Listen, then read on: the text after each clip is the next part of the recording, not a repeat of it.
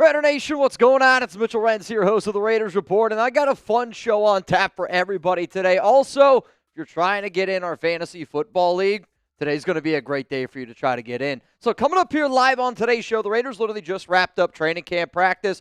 Also, Ashton Jeanty, Aidan O'Connell, they did just speak to the media, so I was kind of waiting for them to wrap up. I've been listening to what they were saying, and that's kind of why we decided to go live. I know we always go live at 4 p.m. Eastern time, but I wanted to wait to just kind of hear what those guys had to say. One segment that I've been thinking about doing for a while, and shout out to Chugs, he finally convinced me to do it today. Raiders cut candidates, players that I think deep down we know are probably not going to end up making this roster, but they're players that I'm going like, you know what? If I was in a room with Pete Carroll and John Spytek, I would fight for those guys to make this squad because maybe they're not good right now. Maybe I believe in them down the road, or maybe it's a player that might not be a part of this regime, but I just think based on the skill set could really develop to be a solid player. And then I want to do another show because NFL roster cut down day, for those of you that do not know, is Tuesday. A week from today, we will know what the Raiders' 53-man roster is going to look like. And actually, Chugs and I, we're going to be live 2 hours before, so just so you guys know, make sure you're subscribed. Make sure those notifications are turned on. I want to break down some surprise roster cuts. Players that, if you looked at a 53-man roster video that I've done in the, months past, I probably have done 10, 11 of these this entire offseason. I guarantee you, every single player that I talk about on today's program is a player that I at least featured in that, because surprise cut candidates. That's what we're going to talk about today. Also, we're going to do a $10 duck race, so if you want a chance to get in, it's a $10 Venmo at Mitchell Renz 365. I figured we've been doing so many $20 duck races. I had a OG watcher, I won't give out your name, but they were like, yo, Mitch, I always tune in. I would love to be able to do a $10 duck race. So I'm a man of the people. I'm a man of the real ones, especially all y'all that are watching on Tuesday. I also want to give a huge shout out to all my real ones that tuned into the show that I brought out bright and early this morning around Jakobi Meyers. And I want to know what you guys have to say. If you had to pick between these two options, I am not saying that these are the only two options, and if you watched my show this morning, you would know that these are not the only two options. But I'm a man that likes a good question. I'm a man that likes a good deal, and I'll tell you about some deals after this question here. I want you to decide, though. Do you either extend Jakobi Meyers or do you trade him? I was told by a source over the weekend that Jakobi is growing a little bit frustrated with the Raiders, and he's grown a little bit frustrated with how the conversations have gone in terms of a contract extension. I'll say this. You think about when the Raiders extended Colton Miller. That was about a month ago. It was on July 30th. Ian Rappaport that next day goes out and reports that the Raiders and Jakobi are talking about a contract extension. Now, I'm not going to sit up here and act like I know how many times the Raiders and Jakobi have talked. I'm not trying to act like I've been in those conversations. All I know is this. There is frustration from Jakobi Meyers because he feels like he's done everything that he possibly can do to get that extension. And I'll be real, I kind of agree with Jakobi. You could say all you want about, he might not be a number one wide receiver, but I think he's a damn good wide receiver for what we need. So I've been very clear. I'm going to type my E for extend, and the amount of E's that are flowing down below, I don't know if we're at a Vegas Night Rager back in the 90s, but there's a lot of E down in the comments section right now, Chugs. Oh, yeah. I see Luda Siliga. What up, King Shams and Lesbo in the building, Darian Schofield. Trade for an upgrade in McLaurin. Raiders 58 says trade for an upgrade like Terry McLaurin. I guess my question to you would be Jakobi Meyers and a second-round pick for Terry McLaurin. Jakobi, you'd have to give about $18 million on a new contract. Terry McLaurin, from what it sounds like, he's looking for more than 30. The last number that I heard was 33. So $33 million for Terry McLaurin, or you could extend Jakobi for 18, but if you're like, I want McLaurin, then you're going to have to give up Jakobi in a second-round pick. To me, this has been something that I've gone back and forth on. I'll be transparent. I don't want to give $33 million to Terry McLaurin. I'd rather give 18 to Jakobi Meyers because is McLaurin a better receiver than Jakobi? Yes. Yes, he is. And, I love me some Jakobi Meyers. But I think you also got to look at the the price tag and what the plan is for the Raiders. Because Jacoby's a better blocker than Terry McLaurin. That's a cold, hard fact. Now, I don't know if y'all know this, but I am going to be live for the NFL preseason Week 3 game. Las Vegas Raiders, it's a late one, out in Arizona. Already over 400 people here in the building. And I'm going to be actually in Tucson, Arizona the day before on Friday, August 22nd. I'm going to be at Desert Shark Tucson. It is a restaurant owned by Fabian Moreno. He's been an absolute legend in these streets here, and I hope that you guys pull up for our watch party. We're going to go live 2 hours before this game, and I hope that you pull up on Friday if you're out in that area. There's going to be some food. There's going to be some drinks. There's going to be some giveaways. I don't know what he's planning to do exactly, but he asked me yesterday for the link to the duck race.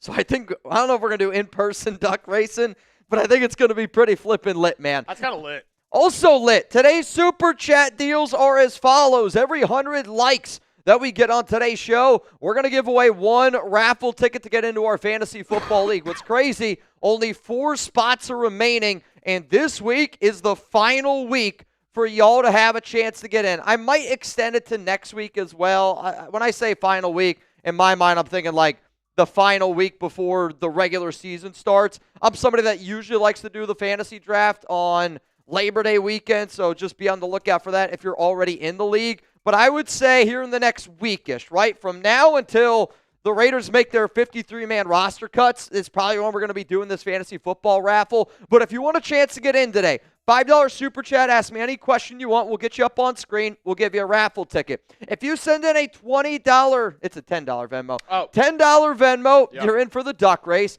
A $20 Super Chat gets you a wheel spin. And all I'll say is this. The best deals that we got on today's show are around some good old-fashioned wheel spins. And whether you want me to eat some crazy stuff, whether you're trying to get in the fantasy football raffle, whatever that wheel lands on, there's even one in there that you get a bang. So it's, oh, you even added the flavors in there. I see grass. Oh, it says gross. I thought it said grass.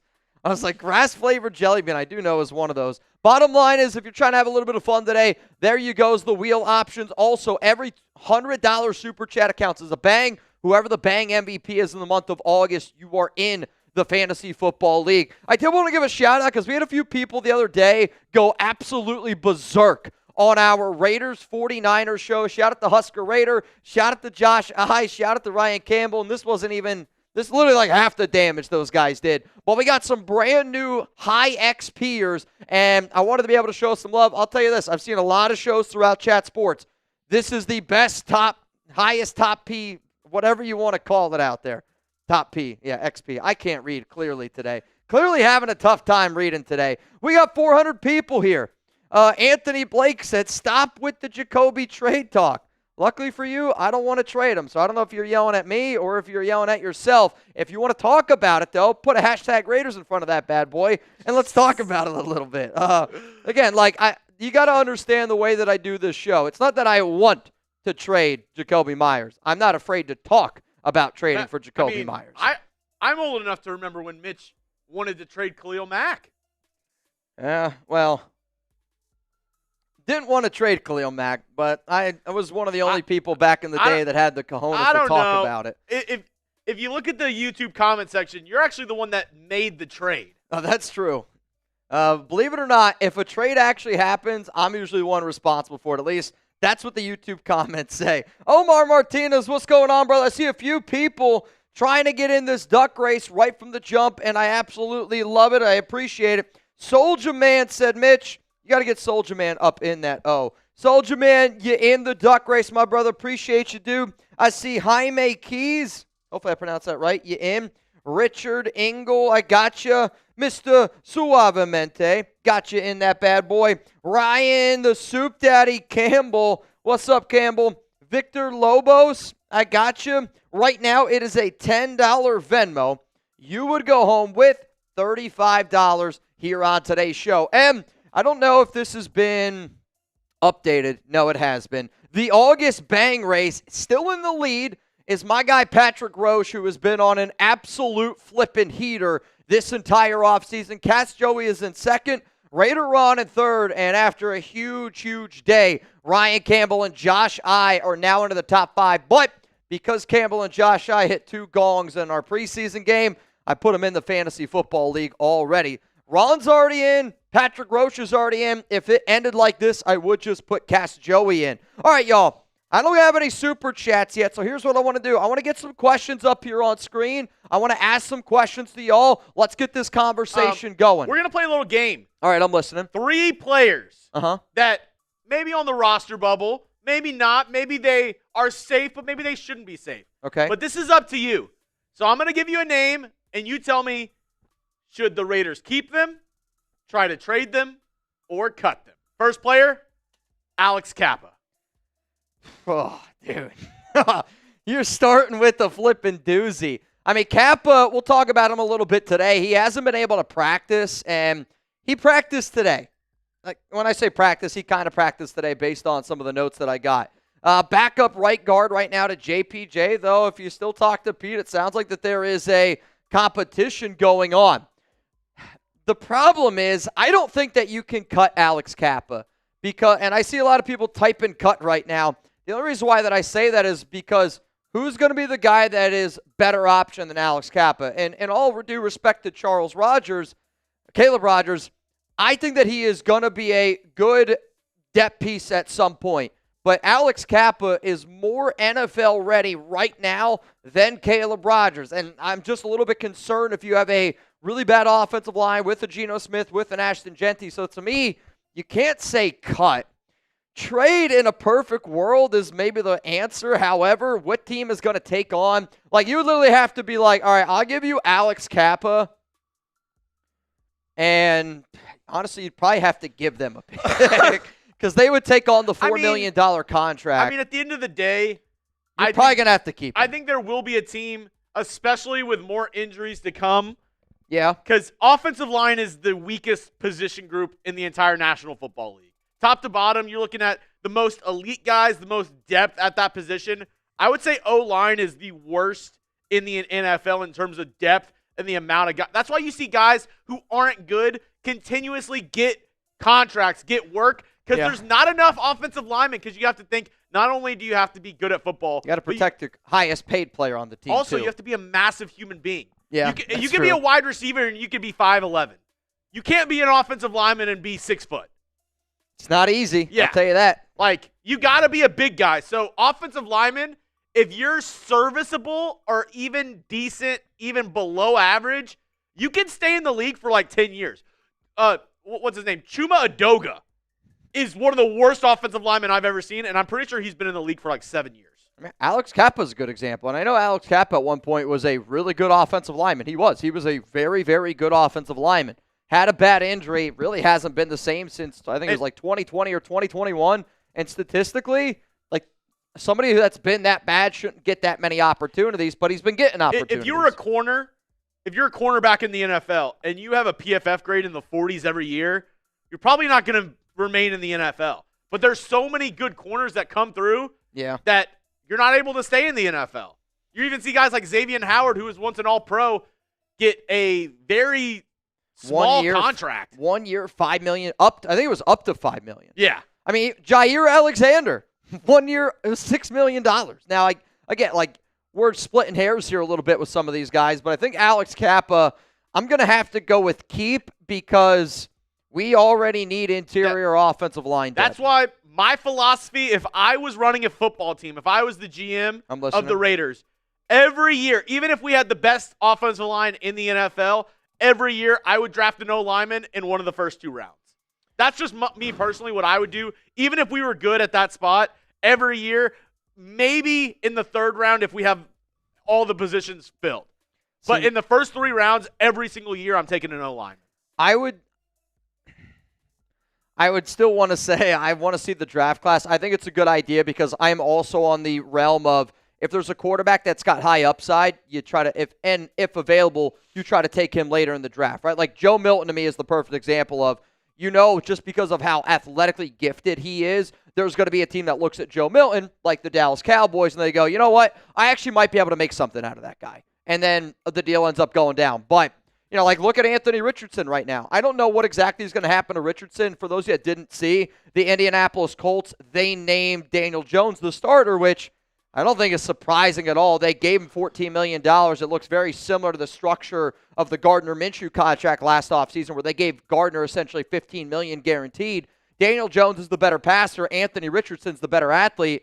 he's going to get another shot. I'm not saying he's going to get another shot as a starter. I never thought that he was good enough to be a starter. But there will be a team that gives him a chance. There will be a team. Next up. I see another one you got here. This one's interesting. Zach Carter. Keep, trade, or cut? Before I give my answers, I want to get some shout-outs here to some people that are getting in the duck race. Richard Black, I got you down for 2. Brian Baca, I got you down. Scott Kennedy, what's going on, my brother? Michael Tolbert, it's an elite last name. My dad decided to get in. Interesting. Amy, in. I see Sean Morgan said, Mitch, I'm going to need 3 ducks. So, Sean, I got you. And then Rustin Long. So, right now, as it stands, it is a $10 Venmo. You would have an opportunity to go home with $90 here on today's show. Keep, trade, or cut. I think one of the problems that I'm seeing here is there's not going to be a team that trades for Zach Carter. Yeah. So, realistically, it's between keep and cut. If you told me Lecky Fotu is 100% healthy and you know for a fact that the Raiders are going to be able to count on him and that Tyree Wilson is going to play predominantly defensive tackle, I might be able to make the argument of why you could cut Zach Carter to keep another player. I don't know. Maybe you're trying to keep an extra safety. Maybe you're trying to keep an extra player in the defensive backfield. I don't think that's a bad idea. If you're telling me, though, that Tyree Wilson's going to still split defensive end, defensive tackle reps, and Lecky Fotu is not even close to being ready, I'd probably go keep. And again, Zach Carter is one of these tweener guys, one of these roster bubble candidates, and right now I'm seeing Ludus Liga saying cut. Robert's going to go cut. Captain Steve, cut. And I hear y'all loud and clear, but also, to me, the Raiders really want to rotate their defensive tackles a bunch. I've had Zach Carter on some teams. I've had Zach Carter not on some teams. And right now it looks like we're pretty split, though. Right now I'm seeing a lot of the cuts. Toasty Topics with maybe the hottest take in the chat right now. He said Zach's shown more upside than Tyree Wilson. Oh, boy. Do I think that Zach Carter has shown more on tape at the defensive tackle position? Yeah. To say Zach Carter's got higher upside than Tyree Wilson, respectfully, I'm just going to say that that's an insane comment. But we also got to be able to give Tyree some love because he's looked good. You know, I would say right now, the players that I am the most confident in on the Raiders defensive line, I'm not kidding you when I say this, I would say number 1 is Max Crosby. Duh. Right? Number 2 is Adam Butler. Number 3 is Thomas Booker. Number 4 is Tyree Wilson. Number 5 is Malcolm Kuntz. And Malcolm Kuntz, that's actually been a player that we haven't really talked about too much. It's because there hasn't been much to talk about. And that's a guy that I am very concerned about just based off of the eye test, based off of, watching him play with confidence because I've seen Malcolm Kuntz play with confidence. Looks really good. I've also seen Malcolm show that he's mentally maybe not there. And that's the version of Malcolm I'm seeing right now, and that's a little bit of a concerning one. Let's go to Mark Cohen, Super Chat time. Keep Bachman, maybe, and Malott. There is a part of me that wonders, could the Raiders make a decision between both of these players? And, who would y'all keep? Type M for Malott, type B for Bachman. If the Raiders want a guy that helps them win right now, Alex Bachman is the name that they're going to go with. He has looked better on special teams, and he's looked better as a wide receiver. If the Raiders are going, you know what? I know I'm not ready to win the Super Bowl yet, but could we develop a player that helps us win a Super Bowl in 2026, in 2027? To me, that player is a little bit more like Tommy Malott. And it's difficult because Pete goes up there and he says, hey, I expect to win 10 games this season. If that's the mentality, you go with Alex Bachman. Though, if you also can sit back and go, it's a developmental piece, you look at Tommy Malott and then you go that route. Because I'll say this, I don't know how you take a player like Malott and not give him time to develop and not give him time to marinate, right? It just doesn't make a lot of sense to me. It's you going against your plan. And I think the Raiders have done a really good job this offseason of laying a plan out and trying to execute that plan. I don't agree with everything that they're doing. I'm sure you don't agree with everything that they're doing. But they clearly do have a plan, and I think that they are planning for the future, which is why if I had to pick, I'd actually say they're probably going to keep Tommy Malott. Let's go to another Super Chat. Coming in here from Suavemente. You can't sign Derek Carr. Wait, sign Derek Carr. I don't even know. And Suavemente, you get a raffle ticket. Mom, Noah's on the beer again. Yeah, I hope. I hope that it's only beer. I don't know what this is now. Noah slamming Happy Dads. All right, here's a question. Who wins more career playoff games as a starter, Shedeur Sanders or Derek Carr? Because I'm actually not convinced that Derek is fully retired. I think Derek knew he was in a bad situation this year in New Orleans, wasn't happy how the situation was going. I could see him trying to play again next year or in 2 years. I mean, look at Joe Flacco. Joe Flacco was literally like a castaway, and now he's starting in his 18th season. You're telling me right now, who's the best quarterback on the Indianapolis Colts? Derek Carr, Daniel Jones, Anthony Richardson. Probably. It's Derek Carr. Probably Derek Carr, but the contract, I get it. I like think, $50 million for Derek Carr, $14 million for Daniel Jones. That's a tough one. I think the Colts are punting this season. Maybe. I think they are. They've done it before. I think they know. They're like, you know what? Anthony Richardson's not it. We've seen what we've seen this offseason. There is no chance. If I'm the Colts GM, if I'm the Colts owner and I'm looking at this team, there is no chance there's a slight chance you make it to the playoffs. There's no chance you're beating any team in the playoffs. And that's even if you make it there. Like, to me, the only way, and I'll be transparent, the only way that I would have thought that Indy had a chance to make the playoffs is with Anthony Richardson. And that's running an offense where they go, hey, we're going to run it 80% of the time. And it's going to be a very physical offense where you put a bunch of guys out there and you run the football with Jonathan Taylor and Anthony Richardson. I mean, because I think Richardson obviously has the higher upside compared to Daniel, but it's not a good situation in Indy. But they've done it before. It kind of reminds me when, they lost Peyton Manning. Then they ended up starting like Curtis Painter and all these other guys, had the number 1 overall pick. Who'd they get? Andrew Luck. There's been some interesting rumors around Arch Manning, and I think that he could go back to school in 2027. Yeah. But would it surprise anybody that Indy maybe knows something that nobody else does in terms of the Manning family, and they're trying to tank to be the number 1 overall pick to go get a guy by the name of Arch Manning? The only other thing is the Browns owner, who's good friends with Arch Manning, the patriarch, the grandfather, said that he is not coming out after this year. I get it. And if I was Arch, if I could stay in college, he's going to make a boatload of money. Also.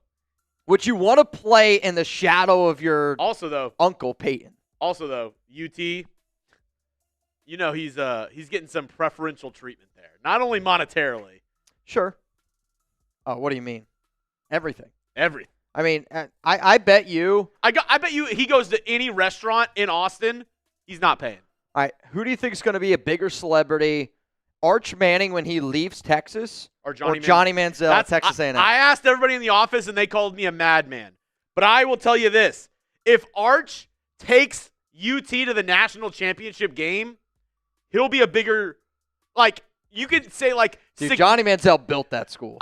I'm saying significance. Okay, yeah. Also, yes, please weigh in. We got a new one up here. Cody Lindenberg drafted in the 7th round. Keep, trade, or cut. What would you guys do? Let me know down below. I mean, significance, maybe Johnny Manziel just because of where A&M was compared to where Texas is right now. Like, A&M they were the worst team in the SEC. And he brought them to a top 4 team in the SEC whenever he was there. Dude, I can still remember when they beat Alabama. And I was just like, who is this Johnny Manziel kid? He was must-watch, dude. I'll say this, though.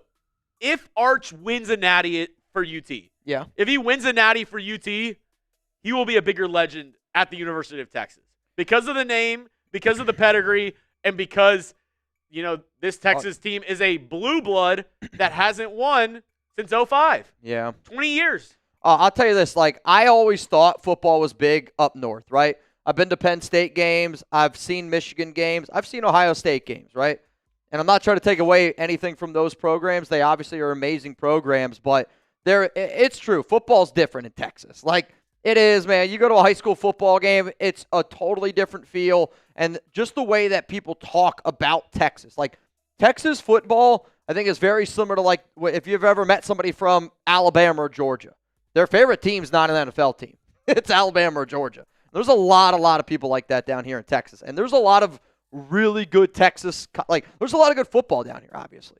But the Longhorns I don't want to explain the Longhorns like the Raiders, but I do think there is a little bit of comparison where they were so great in the old days. And then they went through a period where they weren't nearly as good as what they were hoping for. And I get it. It's different college to the NFL, but Texas football was not to that standard for a long time.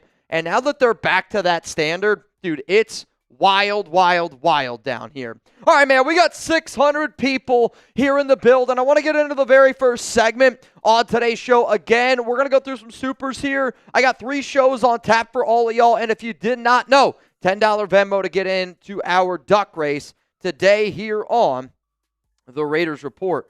Ooh, wow. Mac Jones out for the team's preseason finale due to a knee sprain. Yikes. Suave, if you don't agree, you don't know ball. Jay Peace. I don't know with you. Jay, trade for Hendrickson. We got the cap for him. What are you willing to give up? Because according to the Cincinnati Bengals, they're looking for a first-round pick, and at least a player. I believe the other report that Diana put out is like 2 starter-worth players and a first-round pick. Like the trade that I talked about in the show that I did yesterday, if you want to go check it out, it was NFL news that could impact the Las Vegas Raiders. One of the trades that I threw out there, and I said, to me, I'm going to lowball the shit out of Cincinnati. I'm going to offer them a 3rd-round pick. Why? Because I also know then I have to go out and pay Trey Hendrickson. Shout out to Chugs. I have to go out and I got to pay Trey Hendrickson then $30 million plus a year. And from what it sounds like, Hendrickson wants that guaranteed money. So to me, this is the offer that I gave to Cincinnati. Though I don't think that this is the offer Cincinnati would do. If they saw this, they would probably laugh at me in the face, and that's totally fine. I don't need to make a trade every single time. And then I said, if I was the Bengals, I think that they would counter with a deal where they're like, all right, y'all get Trey Hendrickson, 3rd-round pick, and then a Tyree Wilson, a Malcolm Koonce. Or they might even try to ask for both. And I think Trey Hendrickson is a good player. I do. I do think he is a little bit overrated. Again, like to me, he is a one style guy where he's only going to go after sacks. He's not going to really try to help you out too much in the running game. And there's another part of this. I am concerned that a player that has not been working and not been doing everything that they need to do the entire offseason, we just expect them to be in football shape. Sometimes it happens. Would you do it Sometimes it doesn't. If it was a 3rd and a 4th? A 3rd and a 4th-round pick for Trey Hendrickson? Yes. I would do that. The Raiders are expected to get a bunch of extra comp picks. A 4th-round comp pick is what they are expected to get. And they're expected to get an extra 5th. They're expected to get an extra 6th. You could package some of those extra comp picks to try to maybe move up to get another 3rd-rounder. But, like, to me, if you're the Raiders and you leave the, let's call it the draft, right, and you were able to get a Geno Smith and a Trey Hendrickson in the 3rd round, I mean, that's a team that's trying to win right now. I think it's a bold strategy, but at the same time, I'm not giving up a 1st-round pick for Trey Hendrickson. No chance in hell. I wouldn't even really want to give up a 2nd-round pick for him because, again, you got to go out and then you got to pay him $30 million plus per year. It would make our defensive line better, no doubt about it. But how old is Trey Hendrickson? I believe he's 31 years old. He's 30 years old. He's going to be 31 in December. So, again, you're paying an older player that amount of money. If it was up to me, if you could get him for a 3rd and the 4th, yeah, I think that's a good deal. Def Halo says 3rd and a comp. 3rd down from Slammy. Nope. All right, y'all. I'm going to get some people here in this duck race. I want to get into our first segment here on today's show. I see a few extra people that are getting in the duck race, and it's Soulja Man again, which I'll tell y'all right now, Soulja Man's going to have a bunch of ducks in this race. Soulja Man, I got you. Steven Huerta, got you. Edgar Gons, got you. Darby King, got you twice. I'm going to put you as King Darby and Darby King. And then my brother from another mother, L.A. Crash Dog. What up, Gunny? Right now it is a $10 Venmo. You have an opportunity to win $130 here on today's show. Chugs, you ready to get into today's training camp news? I think I'm just about ready. Are y'all ready to get into today's training camp news? Now, I did say every 100 likes, we would give away a raffle ticket. So we're at 639 people watching. We have 160 likes right now. I have yet to give away a single raffle ticket. If we can get up to 300 likes by the time I am done talking about this next segment, I'm going to give away 5 raffle tickets instead of just 3. If we get to 200 likes, I'll give away 2 tickets. Or if we get to 300 likes, we're going to give away 5 tickets. I'm going to put you guys up to the challenge, but you know what? Raider Nation usually answers that call, and if you're not down to challenge yourself every single day, then why the hell are you even getting up every single day? What are we even doing? So here are our 3 shows. We got training camp news, cut candidates that personally I'd like to keep on this team, and then some surprise roster cuts for the Silver and Black, and we're going to tie a bow on this show with a $10 duck race that right now you have an opportunity to go home with $130 if you want to get in. Venmo me at Mitchell Renz 365, $10 to get in. You ready? Y'all ready? Let's get this thing going.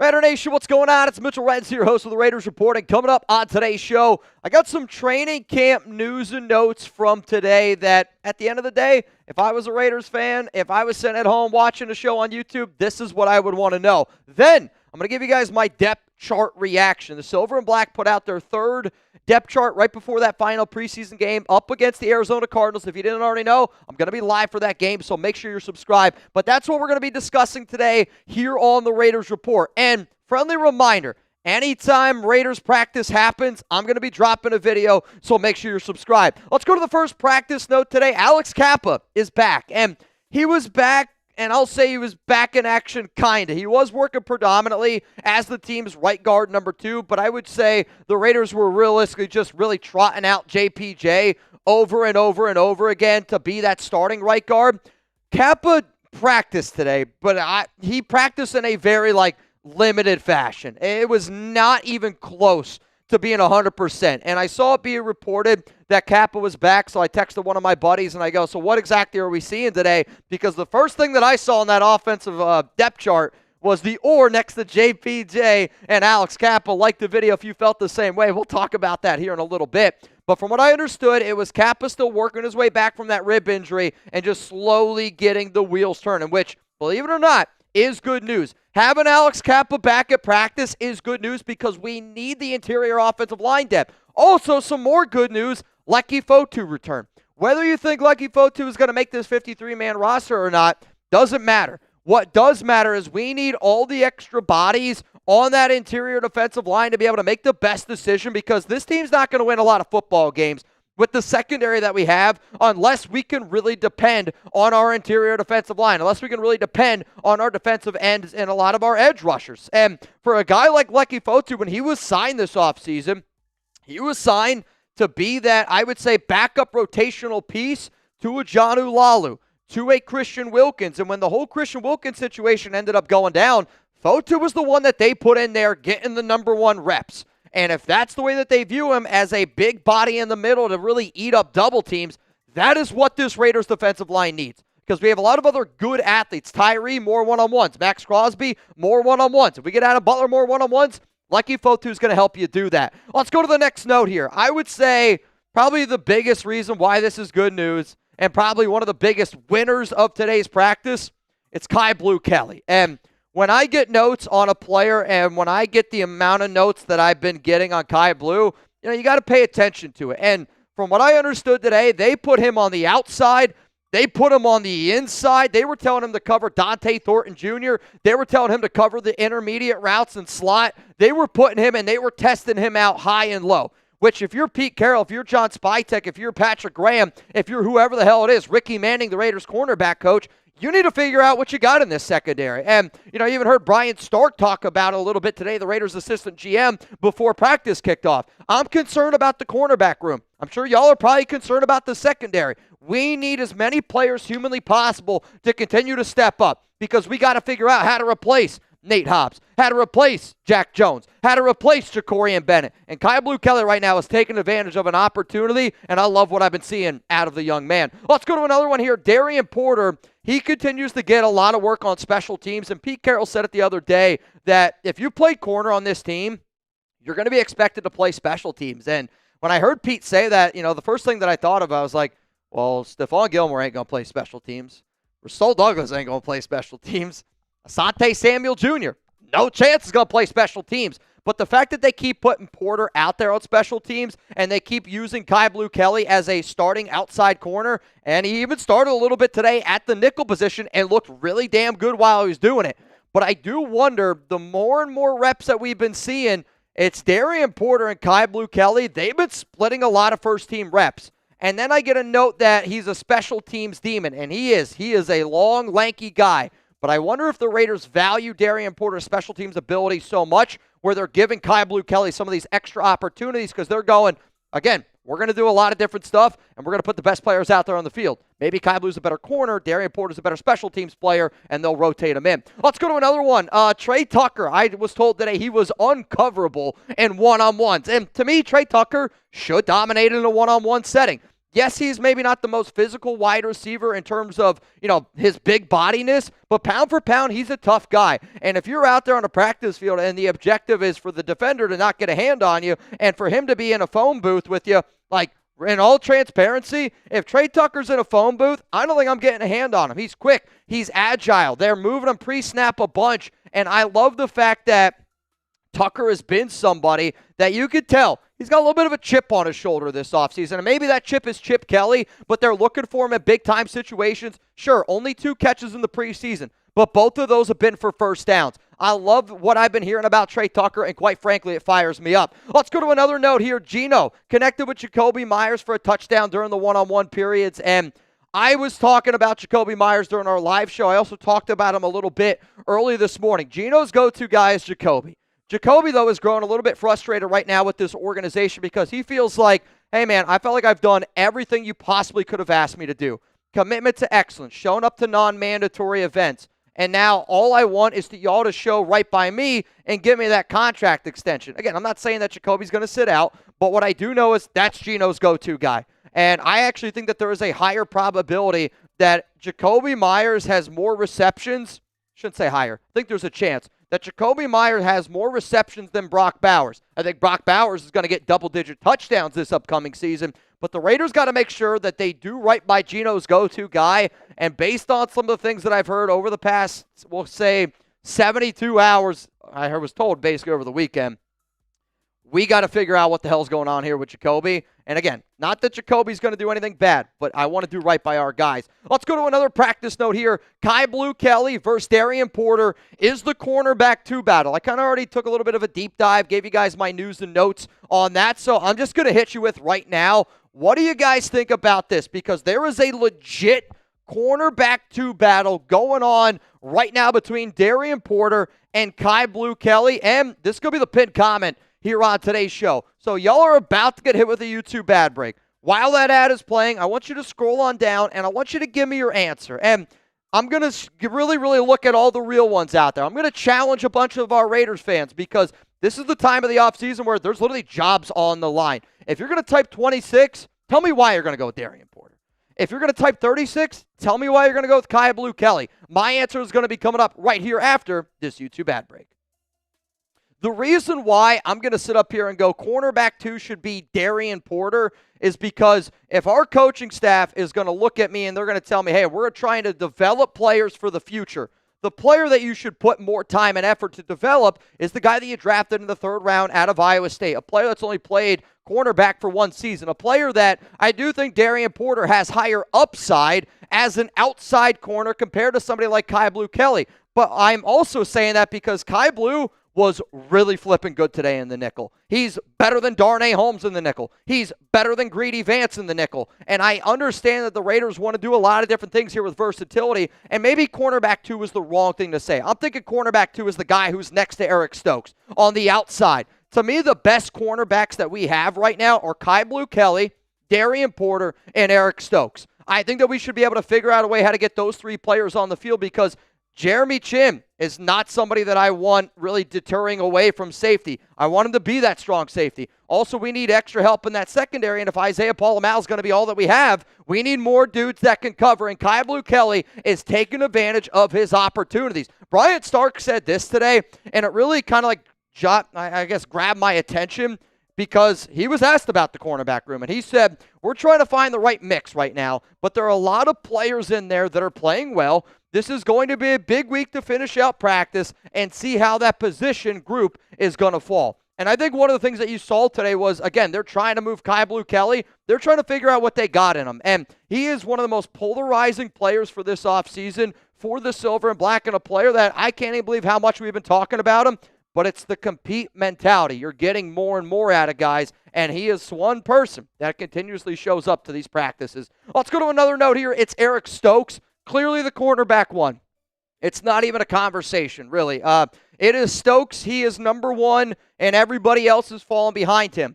You can take that how you want to take that, and I'll just say I believe in Stokes. I believe in Pete Carroll, but that does scare me, and it does scare me a little bit because Stokes has been somebody that, throughout his career, yes, he's battled injuries, but he has been somebody that's been fighting for roster time, fighting to get on the field, and he's clearly our number one corner. That makes me a little bit nervous. Not going to lie to you. Let's go to another one here. Darnay Holmes worked heavily today with the twos. I think that's just because, again, they're trying to test out to see what exactly they have in Kai Blue Kelly. And not that they don't like Darnay Holmes, but I also know that he has looked, from what I've understood, Darnay has looked good in the games, right? Like, he's played well. And I think that, honestly, he has played well in the 2 preseason games. But if we're looking at what he's done in the mock game, if we're talking about what he's done in joint practice, we're talking about what he's just done in training camp in this offseason, Darnay Holmes has not been the best nickel corner out there. And even though he's played well in the preseason games, I think he's honestly played pretty well in the preseason games. He's been somebody that's been moving further and further down that depth chart. Though, if you only look at the depth chart, I don't know if you're going to end up seeing it. Coming up next here on the show, I do have more Raiders practice notes that I want to be able to get to. And before I do, I got to give a huge shout out to our sponsor here, Chubby's. I don't know if you guys have seen. They like the shirt that I'm rocking. It is from Chubby's. And summer, even though it's winding down, there is still time, though, to let the dogs out. And when you hear me say dogs, I'm talking about my legs. And I know how awesome when you get some great swimming trunks are. And Chubby's, they're here to hook you guys up. So whether you're poolside, lakeside, or oceanside, and that long-awaited vacation, these trunks are ready to travel. Life's too short for uncomfortable swim trunks, so these babies are set up for all-day comfort with a quick dry stretch fabric and a built-in liner that actually does its job. No more chafing, no more soggy butt, no more mesh disasters. And when the sun goes down and you're heading from the beach to dinner, swap into a pair of Everywhere shorts. They fit right,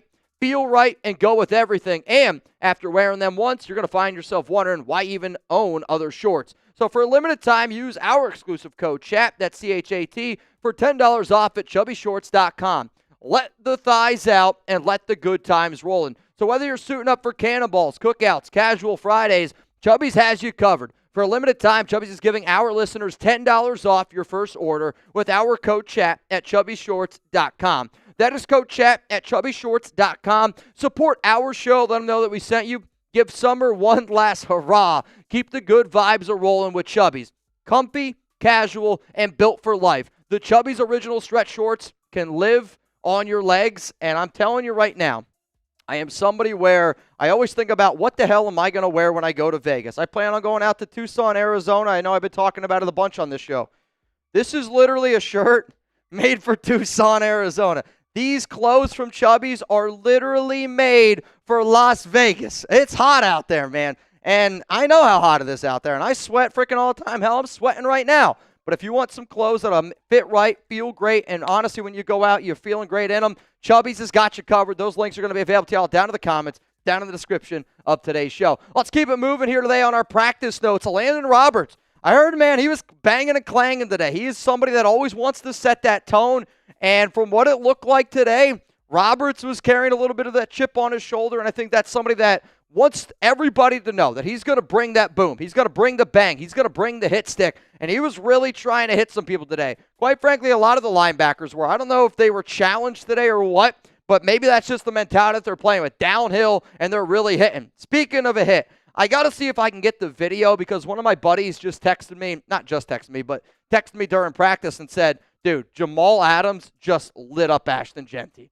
And I want to see that video because after watching Jeanty run the way that he did up against the San Francisco 49ers, that must have been a hell of a hit because Jeanty was putting Niner guys on the floor. Every single time you heard some Niner fan go, bang, bang, Niner gang, I think Ashton Jeanty was like, bang, bang to Lenore, throwing him in the dirt and really just keep mushing him forward. But Jamal Adams, I heard, lit out Ashton Jeanty today. And two things. It's like, man, you got to be careful a little bit, but also at the exact same time, I love that mentality that Jamal Adams has been bringing. Let's also go to this one. Lots of secondary movement. Kind of heard that in what Brian Stark talked about before Raiders training camp practice today, but to me, the Raiders know that they have a lot of I don't know what exactly is happening to this secondary, and I think what they're trying to do is just find a lot of these pieces. To me, though, I want them to start to establish what that secondary looks like. I want them to establish what the offensive line looks like. We need more players that play with continuity, because if you're going to run a cover 3 and if you're going to run a lot of zone coverage, which the Raiders are going to do, you got to be able to trust that guy on your right, and you got to be able to trust that guy on your left. You got to be able to trust the guy on your backside. Giggity. Let's go to the next one here. Terrell Edmunds. He had a nice interception today against Geno Smith, and anytime a new player is making waves, I want to be able to talk about him a little bit. Speaking of which, Marquez Callaway, I heard today, also had a very solid day at practice. And not somebody that I think ends up making the roster. I do think Terrell Edmunds has got a legit shot, but when you see new players and they're starting to figure it out a little bit, for some of those other guys, like those roster bottom guys, like, does this impact an Alex Bachman? Does this impact a Tommy Millott? Does it impact the Colin Johnson, Philip Dorsett? Those are always questions that I'm wondering in my head. Coming up next here on the show, we're going to get into my Raiders depth chart reaction. And every time a new game gets ready to get unleashed, the Raiders release a brand new depth chart. I'll be very transparent. Not a lot of changes in this depth chart. Let's first go to the offensive side of the football, and I'll let you look at it. I'll let you go a little BYU. Let it soak in a little bit. Take a good mental picture, and I'm going to give you guys my top 5 things that I personally noticed from this Raiders defense, or from this Raiders depth chart. And overall, again, not a lot of changes compared to what we've seen. Quite frankly, I think the only change is Marquez Callaway being added to it. But I'm still going to say the first thing that I thought of was JPJ still saying or. It's a little bit frustrating, and I don't know if they're just still trying to motivate Jackson Powers Johnson, but let's just be honest. If you put Alex Kapp out there over JPJ, you're going to lose a lot of fans. Dalton Wagner is a right tackle. Though he's being listed as a left tackle, I love what I saw from Wagner and Laki Tassi. Put Munford. Can we finally put him at offensive guard? I don't know why the Raiders keep listing him as an offensive tackle. If you are legitimately going to keep Munford on this roster, I don't know how you could put him at tackle. He's not quick enough to be a tackle. If you're going to keep him on this 53-man, put him at offensive guard. AOC, still the quarterback too. I was happy about this because I want Cam Miller to develop. I know AOC hasn't looked all that well, but at the end of the day, he is a good quarterback too, and he's the right quarterback too behind Geno. That way you let Cam Miller develop. The final thing, the offensive line depth is not good. I really wanted the Raiders to show me that, you know what, Mitch, we hear what you're saying, we hear what the nation's been saying, but they haven't gone out and they haven't addressed a lot of these interior offensive line needs, and maybe they're confident that Alex Kapp is going to come back. But our offensive line depth, to me, we have 5 guys right now. And after those top 5, there is a lot of question marks that scares the hell out of me. Let's go to the defensive side of the football here on the depth chart, and kind of the same thing I said about offense. Not a lot of changes, and they did end up adding Terrell Edmunds, but there was still a lot of question marks, and I wonder who the hell is putting out these depth charts, because I'll be transparent. I think my mom could do a better job putting out some of these depth charts. Kai Blue Kelly, still listed at cornerback 3. He's right now fighting for a starting spot. So whoever's putting Kai Blue at 3, can we get some changes here from the Las Vegas Raiders? It's driving me a little bit insane. And, even if you didn't want to put him at the starter, okay. To me, put Kai Blue Kelly with an or next to starting cornerback 1 or in the nickel. Because if you're going to put out a depth chart that doesn't make any sense, then don't even freaking put it out, Raiders. That's honestly how I feel. Next note coming in here. From the defensive side of the football, Terrell Edmunds listed as free safety number 4. He is very much so safety number 2. And, free safety number 2, I should say. He's the one that right now they're using as that replacement for Lonnie Johnson Jr. He got some work today. Again, picked off Geno Smith. But the way that they use Lonnie Johnson, where they were kind of going out there using, I'll call it a big nickel, and he was playing in that role, that's kind of the way Edmunds has been used. Thomas Booker, still being listed at defensive tackle 4, though he's the second best DT on our team. We'll keep it going here, try to be a little bit quick. Raiders, they need depth also on the defensive side of the football. I think any position you shout out, I can make an argument on why they need extra depth there. And then this depth chart sucks. I just had to just say it over and over again. When I saw it, I was like, why the hell are we even putting out a depth chart if it doesn't make any sense? Let's go to the final one. It's special teams, and literally the exact same special teams depth chart that the Raiders have been putting out. And my top notes on this one, are absolutely no changes at all. But then you got to look at Trey Tucker. He's still listed as the starter. Heard he looked pretty good today at practice, returning kicks, returning punts. They're going to use him a bunch in that regard. And then Tommy Mellott is listed as fourth string. If I wanted to add one more in there, Alex Bachman, Sincere McCormick, Collier, all those other guys, they're fighting for that other roster spot. And I think that could be like number 53 for the 53-man roster cut down day. Now, the other live shows that I'm going to be doing this week, I am going to be live on Thursday, 4 p.m. Eastern Time, 1 p.m. Pacific. It's going to be Thursday happy hour. I am not working on Friday because I'm traveling to Tucson, Arizona, and then I'll be live for the game on Saturday. I'm going to be going live 2 hours before kickoff, so make sure you're subscribed. Make sure those notifications are turned on, and I could just also say this. I'm going to be live next week 2 hours before the 4 p.m. Eastern Time deadline. So if you're a diehard Raiders fan, we got a lot of awesome stuff happening this upcoming week, and I hope that you tune into the Raiders Report to enjoy it with us. All right, man. Raffle alert. We're giving away one fantasy football raffle ticket. Who wants it? Spam LV down below. We're actually going to give away 2 raffle tickets here. We got 731 people in the building. We got 235 likes. I said every time we get an extra 100 likes, we're going to give away a fantasy football raffle ticket. So if you want one, if you want a chance to win one, spam LV down below. I see already Delroy Rogers. What up, Delroy? Michael, Truth Bomb, ED Mason. No, ED, I clicked on your YouTube channel. You got a fetish or something. I'm not sure. Paul Ruiz. What up, Captain Steve Porch? Dalroy Rogers. What's up, my brother? Juicy. Rob Cruz. We got Huts Lab 88. Appreciate each and every one of y'all. Appreciate each and every one of y'all on today's program. So let me pick 2 people out. I'm going to go with J. Ray. Which, J. Ray, I was actually talking about you earlier. I saw your chats to me on Instagram. Traveling everywhere. Sending me some pictures. And then let's go one more. Who else wants it? Let me go Dalroy Rogers.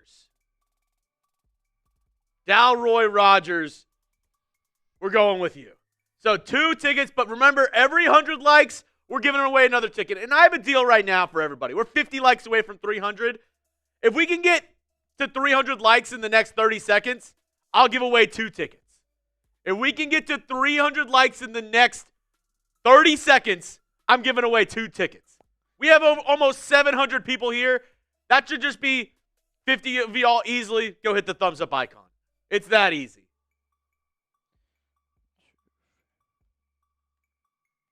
Let's see. 40 likes away. Oh, boy. Susie said, Susie, that's a hell of a name. Hell of a name. Jeremy Cole, what is going on? Oh, okay. Cool. 14. All right, I'm going to give a 10-second countdown. 10, 9, 8, 7, 6, 5, 4, 3, 2, 5 likes away. 1. And all right, I'm going to let the facts roll in. Did we get there? Oh, my God. I'm not even kidding. It's showing 299 likes. We were 1 like away. 1 like away. All right. I'll still give away one. I'll still give away 1 raffle ticket to William Vernoy Jr. Mr. William. What up, Will? We got you. You in. All right, here we go. And then we do have some super chats to answer as well. We got a couple as soon as we started that last show. Los Oakland Raiders. I have feeling we're going to be like 2016 Raiders. Ooh-hoo. I got feeling. Ooh. 2016 Raider. I'll be honest. Like I hope that that's not the case because I don't want Geno Smith to have an injury and him to never look like the quarterback that he looks like right now. But the only reason why I am not confident that we're going to be like the 2016 Raiders is because that team had a dominant offensive line, and we do not have a dominant offensive line. I think that we have a few players that are surprising people. Like Dylan Parham looks much, much better this season. I've always been a Dylan Parham believer, and I think people know that from watching the show, but we don't have that type of offensive line. We just don't have that type of team from top to bottom, if I'm being very honest. But I think the Raiders are a team that's probably going to be in that window of, I can make an argument why we would win 6 games. I think I could also make an argument why we could win 11 games. And there is so much fluctuation there in terms of how healthy are we, in terms of players developing. There's a lot of different things. But 2016 Raiders, 12-4, that's a tough one. Hopefully we make the playoffs. Let's go to Ryan Campbell. Wheel spin time. Hendrickson for Kuntz. Yeah. 3rd pick and a late round comp pick. So are you asking me if I would do Malcolm Kuntz, a 3rd round pick, and a late round comp pick? Let's just say it's a 7th for Trey Hendrickson. I actually don't mind this idea at all. Now, I would say if you told, the way that I would say yes to this, if I'm going an extra step like deeper, is if the Raiders go, we're not going to bring back Malcolm Kuntz next season. Like, we already know it. We're not going to do it, and we're not going to do it. If you're telling me there's a chance that we bring him back, then I don't know if I would go this route. But Trey Hendrickson for Malcolm Kuntz, who has not looked very good this offseason, because in my mind, we already gave Malcolm 12. If you trade Malcolm, they're taking on that 12. So there's an $18-ish million difference, because I think Hendrickson's probably going to ask for about $30 million a year. Whatever it is, though, if you do actually want to get this deal done, you better make the trade before Micah Parsons, because every extra edge rusher that gets paid, Trey Hendrickson's contract goes up and up and up and up. Let's spin the wheel here for Mr. Ryan Campbell. If it lands on a spicy or a gross jelly bean, I'm going to have to ask somebody to go grab me one. Though maybe I can just ask right from the jump. What do we got? What do we got? Oh, dude, that's close. There's only one on here that says 50 raffle tickets, and Ryan Campbell, you, sir, were very, very close. I get the gross spicy bean. Please. 5 raffle tickets. Uh-oh. Let's go to Michael. He would. Should Raiders Report and the Nation make the nickname Flex Luthor stick on Brock Bowers?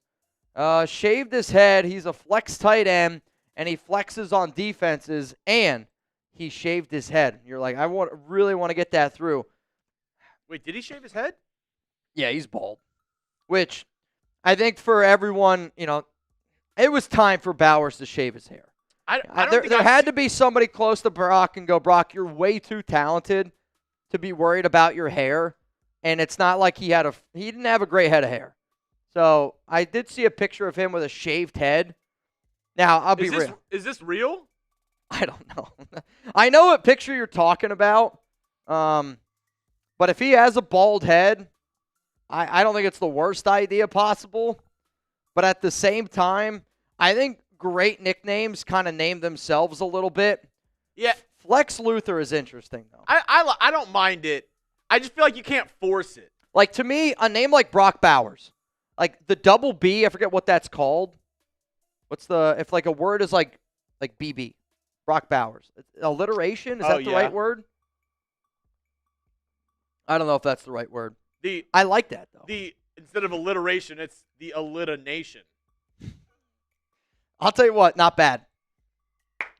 Not bad. You know what? Let's give this man a wheel spin. Oh,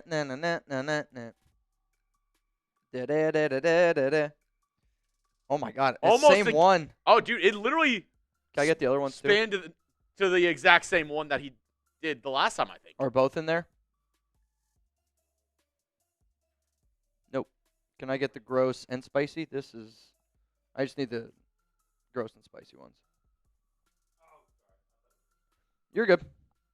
You're good. 5 extra raffle tickets for Mr. I Have Wood. 5 extra raffle tickets for Mr. Wood. Mr. Wood. That was his father. Oh. What about his wife? Noah, I'm so excited. We are like forehead kisses close to real games. What does that mean? forehead kisses? Honestly, I think of grandma's cookies is what I think of.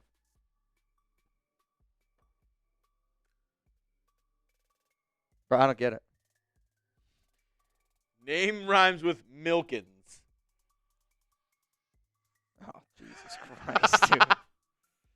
Oh, dude. I'm gonna be totally honest with you. I have completely and utterly blocked that guy out of my mind for the past few weeks, and I was like, I don't know how close this is to game time. I wonder. Thank you. When we actually get the full story from that. I have no idea. If we'll ever get the true full story. It actually blows my mind how many people were talking about it, and like how many people were talking to me about it, and then how quickly. I mean, it was like no more information. I feel like it's going to be a thing where it's like in 3 years, one of the guys on the Raiders roster is going to be out of the NFL, and he's going to be like going on a podcast and be like, all right, this is what happened. Oh, dude, the moment that player retires from the NFL, they should do a podcast on it. And I bet you that there'd be somebody that would be willing to pay him for it. Raider Sancho, Mitch and Jones. Oh, sorry. No, you're good. You're good. I mean, I don't know how much I can offer an NFL player, but if we were like, all right, blank amount of bangs, and we'll just donate it to someone, to their choice, maybe a charity. I don't know. I'd at least be down to try it. And people are asking you where you got the shirt. I'll put the link in the chat. It was from Chubby's. This is from Chubby's NFL line. You can get $10 off with code CHATSPORTS. I'm putting that in the comments right now. I put the link in there. If you want to go check it out, they also have that same version in swim trunks, and I believe they have other NFL stuff as well. So if you want to go check out their line, Chubby's, that's where he got the shirt. Can I get a shout-out to Holden? What up, Holden? Much love to the nation. On the road, dropping off my son at Penn State. Dude, PSU, Happy Valley. We are. Tell him, Father Tom, you got to try out at least Cold Stone Creamery at least one time. It's unbelievable. Again, I like ice cream. Well, Cold Stone's not just there. Well, that's where it's like. Was that where it came from? Yeah, like the Cold Stone Creamery at Happy Valley is unbelievable. There's one here. Yeah, but it's like getting Hershey in Hershey, PA. Oh, okay. Like Cold Stone Creamery and Happy Valley it's wild. It's like we have a Hattie B's, but it's not like the original one in Nashville for their Nashville hot chicken. Like that one's probably a little bit better. I mean, maybe I'm crazy. So the Cold Stone Creamery headquarters are in Scottsdale, Arizona. I'm trying to figure out, though, Cold Stone Creamery, because the one in Penn State, now, I could also just be from the middle of nowhere, Pennsylvania, and it was unlike anything I've ever seen before. I was like, I grew up right near a Cold Stone Creamery. And it's good. I went there a lot. I was going to say, now I'm looking at it. I think maybe you just I think I'm just from the middle of nowhere. You just finally tried good ice cream. I was like, this is unbelievable. Dude, your son's going to Penn State. He's got to try out this amazing restaurant. It's called Chick-fil-A. Oh, dude. The chicken sandwiches are bomb. So good, dude. They are so good. They make this lemonade every day. All right. That's bad. It's not great. Not great. I was like, I didn't know that Cold Stone was from there. I don't think it is now. I don't know what to believe anymore. Dude, there is a massive Cold Stone Creamery in Happy Valley. All right. 10 free raffle tickets for Yoda Jenkins. No, that's a lie. Free Raider Sancho. Sorry, I saw Yoda down in the comments. Yoda, you're saying some outlandish shit right now, dude. Outlandish shit. What is reality from Jeremy Cole? Dude, yeah, Nico's like, Cold Stones are everywhere. He's like, are you sitting down? I literally told Jeremy before I started doing this show, had a bit of a strange day today, and I feel like my head is all over the place. That was bad. That was dude, you gotta try out Cold Stone Creamery. Bro, it's so good. It's very good. Which, all right. Speaking of that, I don't know how we get into. We actually do have something to talk about today. We're gonna have a Tuna's top 5, and I'm gonna tease it. Okay. I want y'all to put, you know what? Let's hear it. Your favorite ice cream shop. What's your favorite ice cream shop? Let me know where's the best place to get ice cream. Maybe it's a national chain that everybody knows of. Maybe it's a mom and pop shop like Cold Stone. Let us know in the comment section. We're going to talk more about ice cream because it's National Soft Serve Ice Cream Day. That'll be our Tuna's Top 5 later on, dealing with ice cream flavors. But let us know your favorite ice cream shop. I hate it here right now. It's not great, dude. If I had to actually answer this one, though, I'd probably go Van Leuven. Dude, Van Leuven here in Dallas is very good. It's really good. Love some Van Leuven. Have you had Jenny's? Yes. Oh, it's a real treat because, like, we actually have the, you can get them in stores. We actually have a Jenny's storefront right next to us, where me and Danny live. But it's just so expensive. And, like, maybe that's just any ice cream shop you go to, but I feel like with Jenny's, one scoop of ice cream is like $7. That's insane. I've only ever gotten the tubs. And come to think of it, I don't know if I actually was the one that ever bought them. Alex bought them. Maybe it's like 2 scoops is $7, but it's still like, I mean, it's expensive. Dude, if I took my mom to a place like that, like when I took her out for drinks one night here in Dallas, on the menu, it was $16 for a martini. I'll tell you this right now. You would have thought, again, where she's from, a martini is probably like $5, right? Like when I take my mom out back home to drink, it's literally like 50-cent Miller Lights, maybe $1 now. I don't know. It's been a little while. Everybody's saying $7 is wild. Thrifty. I've never heard of Thrifty. I've never heard of Thrifty. Jeremy Cole Sancho says Brahms. Abbott's in Rochester, also Chicken French. Chicken French. I got a few people getting in our Chicken French race. Fabian Moreno, Bruce Bird's got 3 of them. Patrick Roche, which gives us now a $10 Venmo. You could go home with $155 here on the Raiders. Jeremy Cole's right. Me and Danny, if we need an ice cream fix and we want a good, quick treat, not expensive, Brahms. Brahms is amazing. Brahms is very good. Andy's, from what I understand, is pretty good down here. Andy's is gas. I have not gone there yet. It's been a place I've wanted to go. If we're splitting hairs here, Andy's is actually frozen custard. Check out Rite Aid ice cream section, Chugs and Mitch. Rite Aid? Sounds like a Band-Aid. I was gonna say like.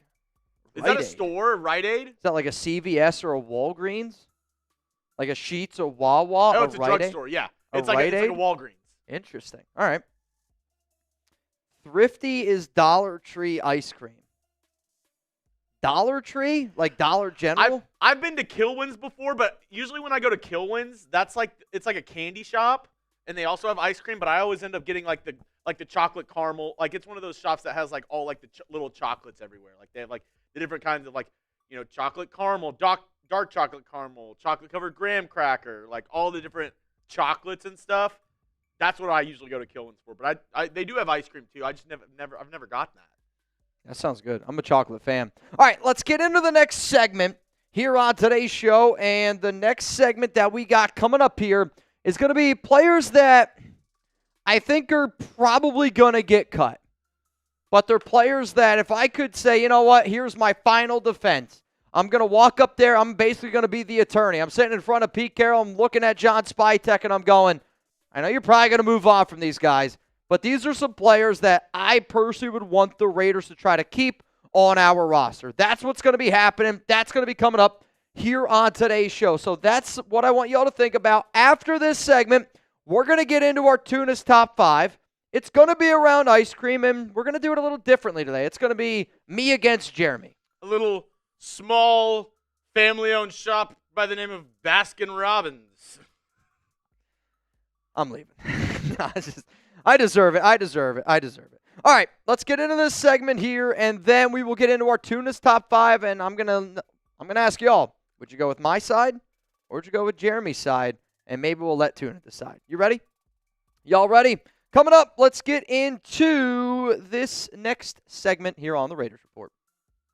Coming up today here on the Raiders Report, roster cuts are due on Tuesday, August 26th at 4 p.m. Eastern time. And I know that Pete Carroll and John Spytek, they got a lot of tough decisions to make. So today, I'm going to be looking at players that honestly are probably not going to make that 53-man roster. But I'm going to be that final line of defense. I'm going to be up here making an argument of why the Raiders should give these players another chance. Maybe they're not ready to go right now, but maybe they're going to be ready to go in a little bit. These are players that I believe in that deserve another chance with the Raiders. If you did not know, I am going to be live on August 26th. We're going to go live 2 hours before the Raiders got to cut that roster down. Make sure you're subscribed. Make sure the notifications are turned on. Anytime we go live, it gets wild here on the Raiders Report, and I want you to be a part of the ride. Let's go to the first player here on the screen, and it is Sincere McCormick at the running back position. I was very impressed by what I saw McCormick do last season, and I'll be very transparent. Ashton Jeanty is the best running back on this team. We know that, you know that, my mother knows that. And if I think about who's the best running back to give Ashton Jeanty a breather when that breather is needed, because he's not Superman. He's running through guys like he might be, but he is not somebody that you're going to give literally 100% of the touches to. I think that Sincere McCormick is a better between the tackles runner than Collier, then Laube, then Zamir White, and even Raheem Mostert. I also know that McCormick's going to be able to hang on to that football. Also, he provides some special teams ability, which Zamir White does not. And if you're telling me what's the number one thing that I don't want to happen if Jeanty goes into that or comes out of the game, I don't want the ball to go on the ground. I trust Sincere McCormick more than I do Zamir White. Also, the one thing that McCormick does that doesn't get nearly the amount of love, he's got an 82.9 pass blocking grade right now, according to PFF. Small sample size, 5 snaps from this preseason. Last season, though, a 78.3 PFF blocking grade in terms of the pass blocking. That's why you decide to keep the last running back on your squad. And also, let's just talk about the way that he ran the football last year. I mean, it was a bad offensive line. It was bad quarterback play. Y'all remember how bad the Raiders were. I know I remember how bad they were. And I do wonder that if we have a more spread out offense with Chip Kelly, can McCormick succeed a little bit more? Hell, he averaged 4.7 yards per carry last season. But again, this is more about when Ashton Jeanty needs that breather. And I don't want the ball to go on the ground. If I'm going to keep another running back, I want him to give me special teams ability. I want him to be able to pass protect if he needs to pass protect. And all of those things are why, if I'm going to keep another running back, I would keep Sincere McCormick over Collier, over Zamir White, over Dylan Laube. Hell, I might even keep him over somebody like Raheem Mostert. And it's because he is the best running back out of all those names I said, plus gives you special teams value, that when Jeanty needs a breather, that's the guy that I'm going to put in, because he's going to try to go in there. He's going to try to run through a mother effer's face. Let's go to another cut candidate that, I'll be honest, I would try to keep on this roster, and it's Alex Bachman. And I can't believe I'm saying that out loud. I'll say this. There is a chance that Bachman does end up making this squad. But the reason why I am keeping him on this roster is because as it stands right now, I would say that he is the 5th best wide receiver on this team. Behind Jack Besh, behind Dante Thornton, behind Jakobi Meyers, behind Trey Tucker. His route running in sure hands, it fits what Geno Smith does best. And I know Bachman was targeted on that Aiden O'Connell interception in that last preseason game, but when you think about what we might need down the road, we might need a receiver that can come in and pick up a solid first down. Like, y'all want to talk about trying to replace Hunter Renfrow? Alex Bachman, I think, is a great Hunter Renfrow style of receiver where I don't need him to do a bunch. But when he's out there in the game and he gets an opportunity, Alex Bachman's going to catch that football. He also offers you some of that special teams help, which allows Tommy Mellott to develop, because Mallott's not ready to go yet. And yes, it's frustrating. Yes, like you're hoping for more. But the Raiders also are planning for their future. And Bachman is not somebody that's going to be a part of the future, but at 29 years old, he is somebody that helps you out in a receiver room that does have a lot of question marks with 2 rookies in Dante Thornton and Jack Besh. And Bachman is somebody that goes out there and he competes every single day. Because of that, I would fight for Alex Bachman to make this squad. But I want to know down below, it's going to be the pinned comment here on today's show. If you bleed silver and black, if you're a subscriber to this channel, this is going to be the question that I'm going to ask, and I'm going to hope that you guys deliver. Delivering just like Sergeant Fighter. What's up, my brother? Who's one cut candidate you want to make the Raiders roster? Please let me know down below. I'm going to tease you a little bit because I bet you my guy Sergeant Fighter likes a good tease. The person that you're going to see on this show that is number 4 would be my number 1 answer to that question that I just asked. But I do at least want to give you guys some honorable mentions, and Dalton Wagner is somebody that I would put as offensive tackle. If the Raiders are telling me we're going to keep another offensive lineman and that lineman is going to be Thayer Munford, I would just tell you, well, yeah, let's just keep Dalton Wagner if you're looking for a tackle, because Wagner's a better tackle than Munford. Ja Joyner, if Charles Snowden ends up getting suspended, that's going to be somebody I look at. Trey Taylor, Greedy Vance, 2 young players that I do think if you gave them some time could make it. Now, Greedy will make our practice squad. Trey Taylor, I think, gets an opportunity to go play elsewhere. And then Laki Tassi, call me crazy, but I think Laki Tassi at 370 pounds, literally just learning how to play football, he looked really good in that preseason game this past week against the 49ers. I almost wonder if you kept him on the roster and if another team maybe try to swoop in and go get him if he gets in the practice squad, because you can see that he's got some goodness to him. And when you're just that big, you're going to be able to move people around. And I would wonder if you kept him on the 53, could he actually be somebody that you relied on to just put in the middle of that interior offensive line? Coming up next here on the show, let's get into some more cut candidates that I would keep on this roster. And this is a tough show to do. There's a lot of players that deserve a chance, but at the end of the day, these are 5 players that I'm willing to put my name on. 5 players that I believe in, 5 players that I think personify commitment to excellence, personify that compete mentality, and personify players that want to be Raiders. That's who I'm going to go to bat for, and those are going to be players that I talk about. Before I get into that, though, huge shout-out to our sponsor, Chubby. Summer is winding down, but there's still time to let the dogs out. And by dogs, we mean your legs. Before your pups get stuck in jeans and sweats this fall, set them free with the Line Swim collection from Chubby's. Whether you're poolside, lakeside, or oceanside, on that long-awaited vacation, these trunks are ready to travel. Life's too short for uncomfortable swim trunks, so these babies are set up for all-day comfort with a quick dry stretch fabric and a built-in liner that actually does its job. No more chafing, no more soggy butt, no more mesh disasters. And when the sun goes down or you're heading from the beach to dinner, swap into a pair of Everywhere shorts. They fit right, feel right, and go with everything. And after wearing them once, you'll find yourself wondering why you even own other shorts. For a limited time, use our exclusive code CHATSPORTS for $10 off at chubbyshorts.com. Let the thighs out, let the good times roll. Pair these shorts with the Chubby's Performance Polo, and you're good to go for a brunch, backyard party, or accidentally crashing a wedding. I'm just glad it wasn't mine. With a structured collar that stays sharp, 4-way stretch for comfort and breathable, moisture-wicking fabric, this polo keeps you cool and looking pulled together. It's wrinkle-resistant, too, which is perfect because, let's be honest, you weren't going to iron it anyway. So whether you're suiting up for cannonballs, cookouts, or casual Fridays, Chubby's has you covered. And for a limited time, Chubby's is giving our listeners $10 off your order with code CHATSPORTS at chubbyshorts.com. That is code CHATSPORTS at chubbyshorts.com. Support our show. Let them know that we sent you and give summer one last hurrah. The shirt that I was talking about, again, I love this one. It is stretchy.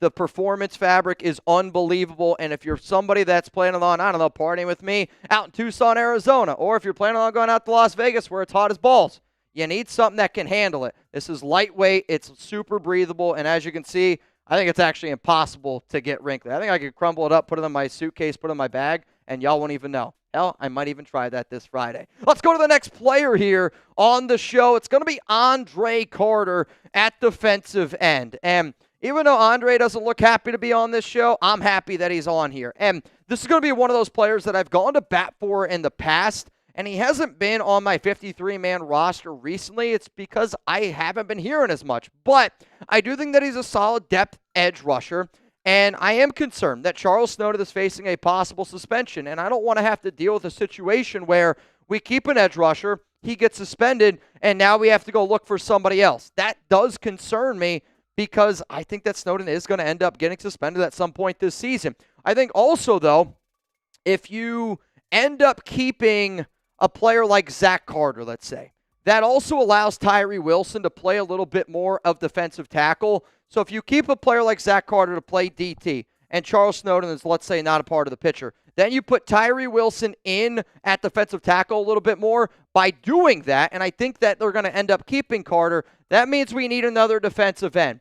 And if we're potentially, without Charles Snowden, without Tyree Wilson playing edge, we're just depending a little bit too much, I think, on Malcolm Kuntz and Max Crosby. Andre Carter, though, has been a player that has at least shown you that he can get after the quarterback. And Carter was somebody who had a sack against the 49ers. I think he is good at being able to get after the quarterback. Outside of that, there's a lot of question marks, but I can remember the year 2021. I know we're hopping in that time machine a little bit, but in 14 games played back in 2021, this is a dude that had 16.5 sacks. This was a player that some people were considering could be a very high draft pick. Now, the following season in 2022, he didn't have all that good of a year. I think he had like 3.5 sacks.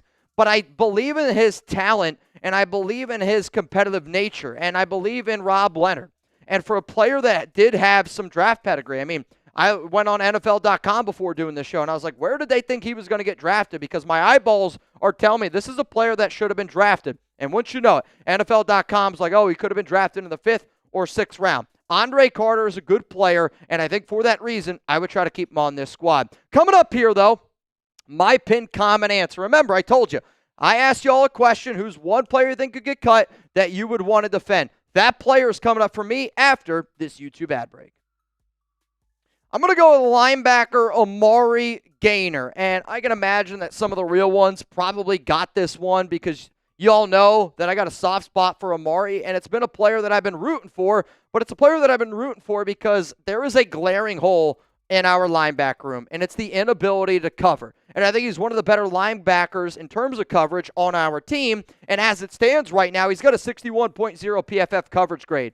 I think that he's just kind of fallen out of favor because he was a UDFA last season. They got a brand new regime, and this team has brought in so many veteran linebackers. I don't expect Amari Gaynor to be better than, a Jermaine Pratt. I don't know if I expected him to be better than a Landon Roberts, but I do think that with the talent that we have, a lot of guys that are north and south players, Amari Gaynor is a little bit more of an east and west linebacker, can cover, and he does also give you some of that special teams ability. And I'll be transparent. I would keep Amari Gaynor over Tommy Eichenberg. Not saying that I think Gaynor's better than Eichenberg, but I think we already have a lot of linebackers that are like Eichenberg. Cody Lindenberg, Landon Roberts, guys that are more just stationary run stoppers where we don't have that coverage linebacker. We don't have that guy, and Amari Gaynor can offer you that. Now, only because he hasn't played a lot this preseason, I wanted to be able to show you guys a larger sample size. And last season, in the 2024 preseason, he had 119 snaps, 14 tackles, 2 pass breakups, 1 hurry, an overall PFF grade of 74.0, that coverage grade of 78.5, and he's done a lot of the right things in the offseason. I know he has been around Max Crosby. I know that he's been around some of these other players that a lot of us view and a lot of us value as they're like, you know what? That's what a Raider looks like. And I do really believe that Gaynor is going to get an opportunity on a team, and I think that we're going to look back in a year or two, and Gaynor's going to be on a roster. And again, I'm not saying he's going to be a superstar, but I think he's going to be a player that ends up making it on NFL rosters on a 53-man because he's a special teams player, because he can cover. And because he can cover, that is a valuable asset that is, I think, being overlooked right now by this Raiders coaching staff. Before we get into the final player that unfortunately is probably going to get cut, I'm at least going to argue for one more dude. If you did not know, I'm going to be out in Arizona. I've never been to Arizona, funny enough.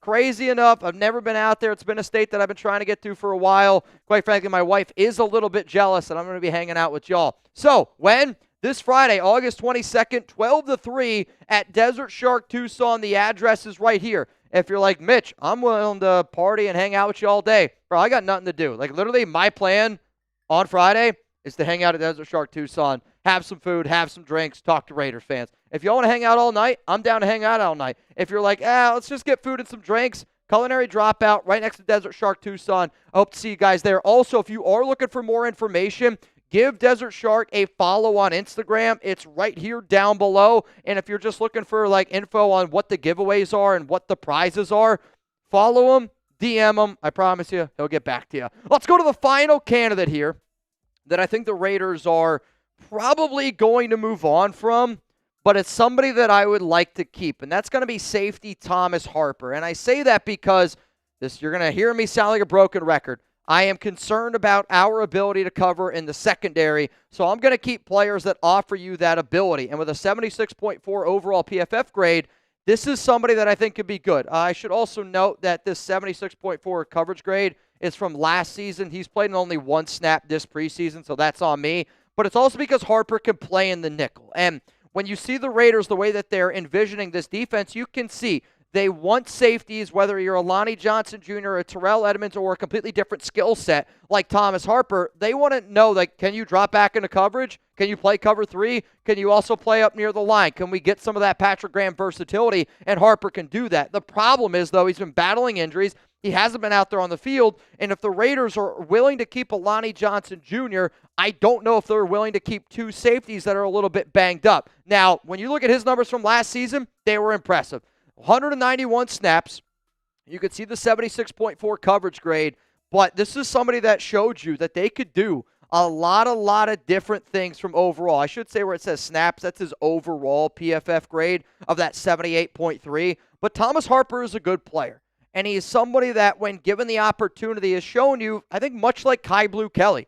And Kai Blue Kelly was a dude that going into the offseason, we were kind of talking about, is this even going to be something that we discussed making the roster? And now Kai Blue is probably one of our top 2, top 3 corners. I do think that Thomas Harper, with his ability to cover, I just wish the Raiders would give him a shot, because Jeremy Chin is not a coverage safety. Isaiah Paul-Mal is a really good safety number 3, but he struggles in coverage. And you look at all of those safeties on our roster, and I could make the argument that the guy that could cover the best and play up near the box might be Thomas Harper. And another reason why I'm scared about our secondary. So one more time here, if you guys want to tag me on Instagram or on Twitter, I'm always literally everywhere at Mitchell Renz 365. I like when people share my content. It just means that other people who don't watch the show on YouTube are going to be able to find it. So I do see it. I've been trying to share on my Instagram story a lot more often. So if you appreciate the show and you want to be able to, share it on IG, tag me at Mitchell Renz 365. One more thing. I am going to be live for Raiders Cardinals on August 23rd, 2 hours before kickoff.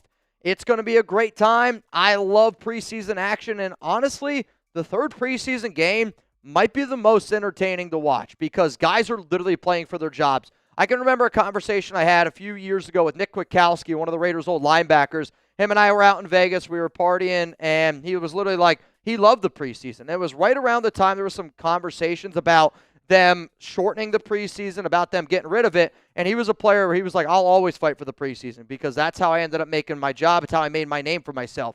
This is going to be one of those games, and you're probably not going to see a lot of the starters. Quite frankly, I don't think you see any of the starters, but you're going to see a lot of players that this might be their final opportunity to put on an NFL uniform, and I hope that you tune into the Raiders Report because we're going to have a lot of fun Saturday night.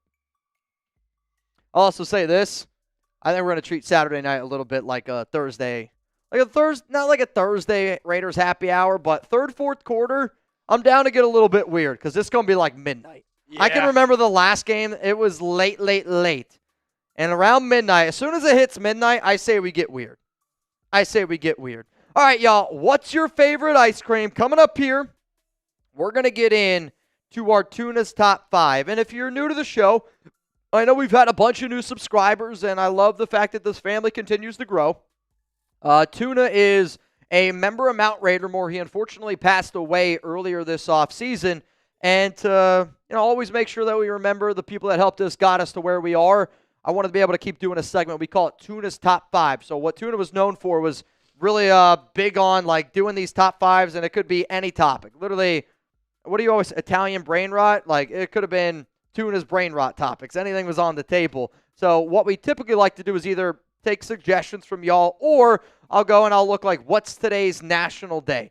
So today is National Soft Served Ice Cream Day. So I figured it'd be kind of a fun thing to do. We were talking about ice cream a little bit earlier on this program. What we're going to do today is we're going to show you a picture. And if you want to let me know what your favorite ice cream flavor is, please do let me know. In the summertime, I love me some mint chip. I also am somebody, I've said this before, T-Berry. I don't know if anybody's ever had T-Berry before. I feel like that's the start of a joke. Dude, T-Berry ice cream is amazing. You can get it in Danville. At Hunter's Creamery, dude, it's wild. Dude, one of the many family-owned shops up there in Pennsylvania. There's Hunter's Drive-In. No drive-in, though. And then Heaters. Very good ice cream. I actually live near a Heaters. So we're going to basically do a draft, my 5 versus Mitch's 5. And here's the 10 flavors we can choose from. Because Mitch, found this photo, and I think it's a pretty basic baseline of flavors. So out of the 10 flavors that you see on screen, which flavor would you choose? Would you go 1, 2, 3, 4, 5, 6, 7, 8, 9, 10? And the way that Jeremy and I are going to do this is we're going to draft. So he's going to get 5, I'm going to get 5. And we're not allowed to take a flavor of somebody else. All right. So do you want first pick? Or are we doing a snake draft? I'll go first pick. Or do you just want to go back and forth? We'll just go back. We're adults. We can go back and forth. That's fine. You can go first. You want me first? You can go first. Oh, easy pick. Cookies and cream. Not even a question. Cookies and cream, number 1, and it's not even close for me. Cookies and cream off the board, putting that down for me. Interesting. I'll be honest with you. Based on these flavors, this might be my hot take because I always hear you guys talking about it out there. You're like, oh, cookies and cream, number 1. Cookies and cream is, to me, like actually one of the more overrated ice creams. Oh. Again, I think it's good, but I'm gonna go the route I would go, which is actually I could go a few different routes. I'm gonna go the one that caught my eye first. I'm gonna go number 9, chocolate chip cookie dough. See, I like cookie dough. I would rather have cookie dough than cookies and cream, but maybe I like to chew on something. Like if I'm getting cookie dough ice cream, there better be chunks of cookie dough in there. If there's not, I'm gonna be pissed off. Next up, maybe a controversial one, maybe one that's not everybody's favorite, but I'm taking it for me. I'm going butter pecan. I like a good. All right, I'm not gonna lie to you. That was gonna be my next pick. That's kind of what I was debating about because there are apparently 2 cookie doughs, which I'm just now noticing. So I was like, I guess I could have gone butter pecan. All right, I'm gonna go then. If I went with chocolate chip cookie dough, I'm going to go. You're realizing that you're going to end up with chocolate chip cookie dough and cookie dough. I don't see. Now I'm like, I wish I would have waited because I could have taken either of those. I'm going to go with. I don't like this now. All right, we're going to have to start over. No, I'm just kidding. Give me caramel, salted caramel. Give me number 10. I know which one I'm going with next. Oh, just because I made the stance earlier and I like it more, I'm going to go with chocolate. Give me the chocolate, just the plain chocolate on there. I'll take that one. Okay. I'm going to go with the one that my wife would choose number 1 overall pick on here, and because I already have chocolate chip and I have caramel, I'm going to go for a little bit more of a well-rounded ice cream.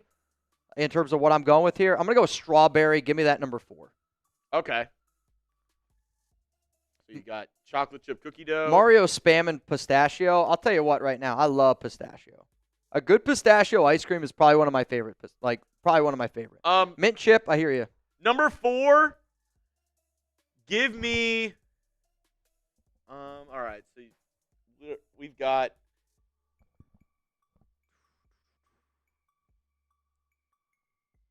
all right, I'm just going to go and take the plain vanilla.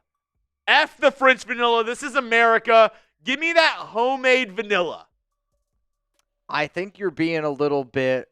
So we had a large conversation before this show started.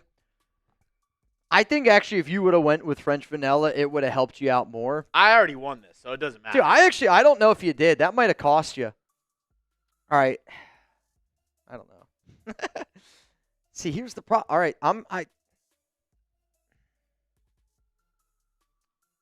I know you're not going to go French vanilla. And if you do, you can have 2 vanillas. My problem is, do I go with another cookie dough or a chocolate chip? For that reason, I guess I'm going to have to double up on cookie dough. Give me a 6. You're going chocolate chip cookie dough and then... Well, I mean, you're going to have to make a decision. Oh, I mean, you just made my decision way much easier. I'm going chocolate chip. Going chocolate chip? But see, I would rather cookie dough than chocolate chip. So then that gives me French vanilla 8.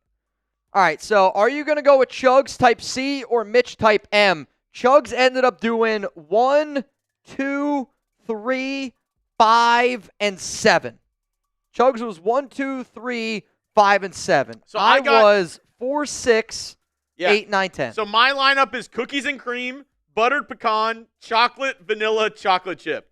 Mitch has got chocolate chip cookie dough, caramel, strawberry, cookie dough, French vanilla. I mean. Honestly, I think you won it with butter pecan, though. If now looking back on it, if I would have went butter pecan number 1, because again, like I'm not as big on cookies and cream. I actually do really like salted caramel. Hey, maybe I'm wrong because it looks like you're winning this right now. I see more M's than C's.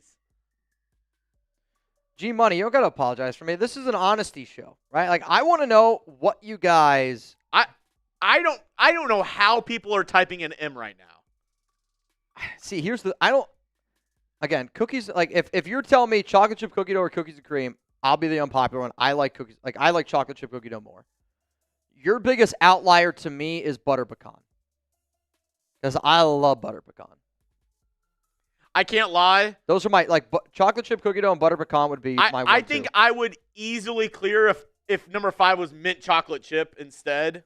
Like, if I got mint chocolate chip. If mint chocolate chip would have been 5, I would have picked that then after you picked butter pecan.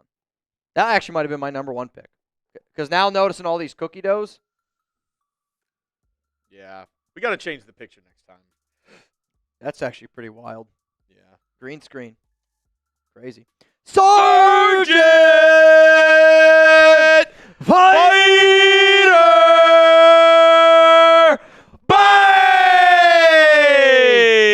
Come on, dude.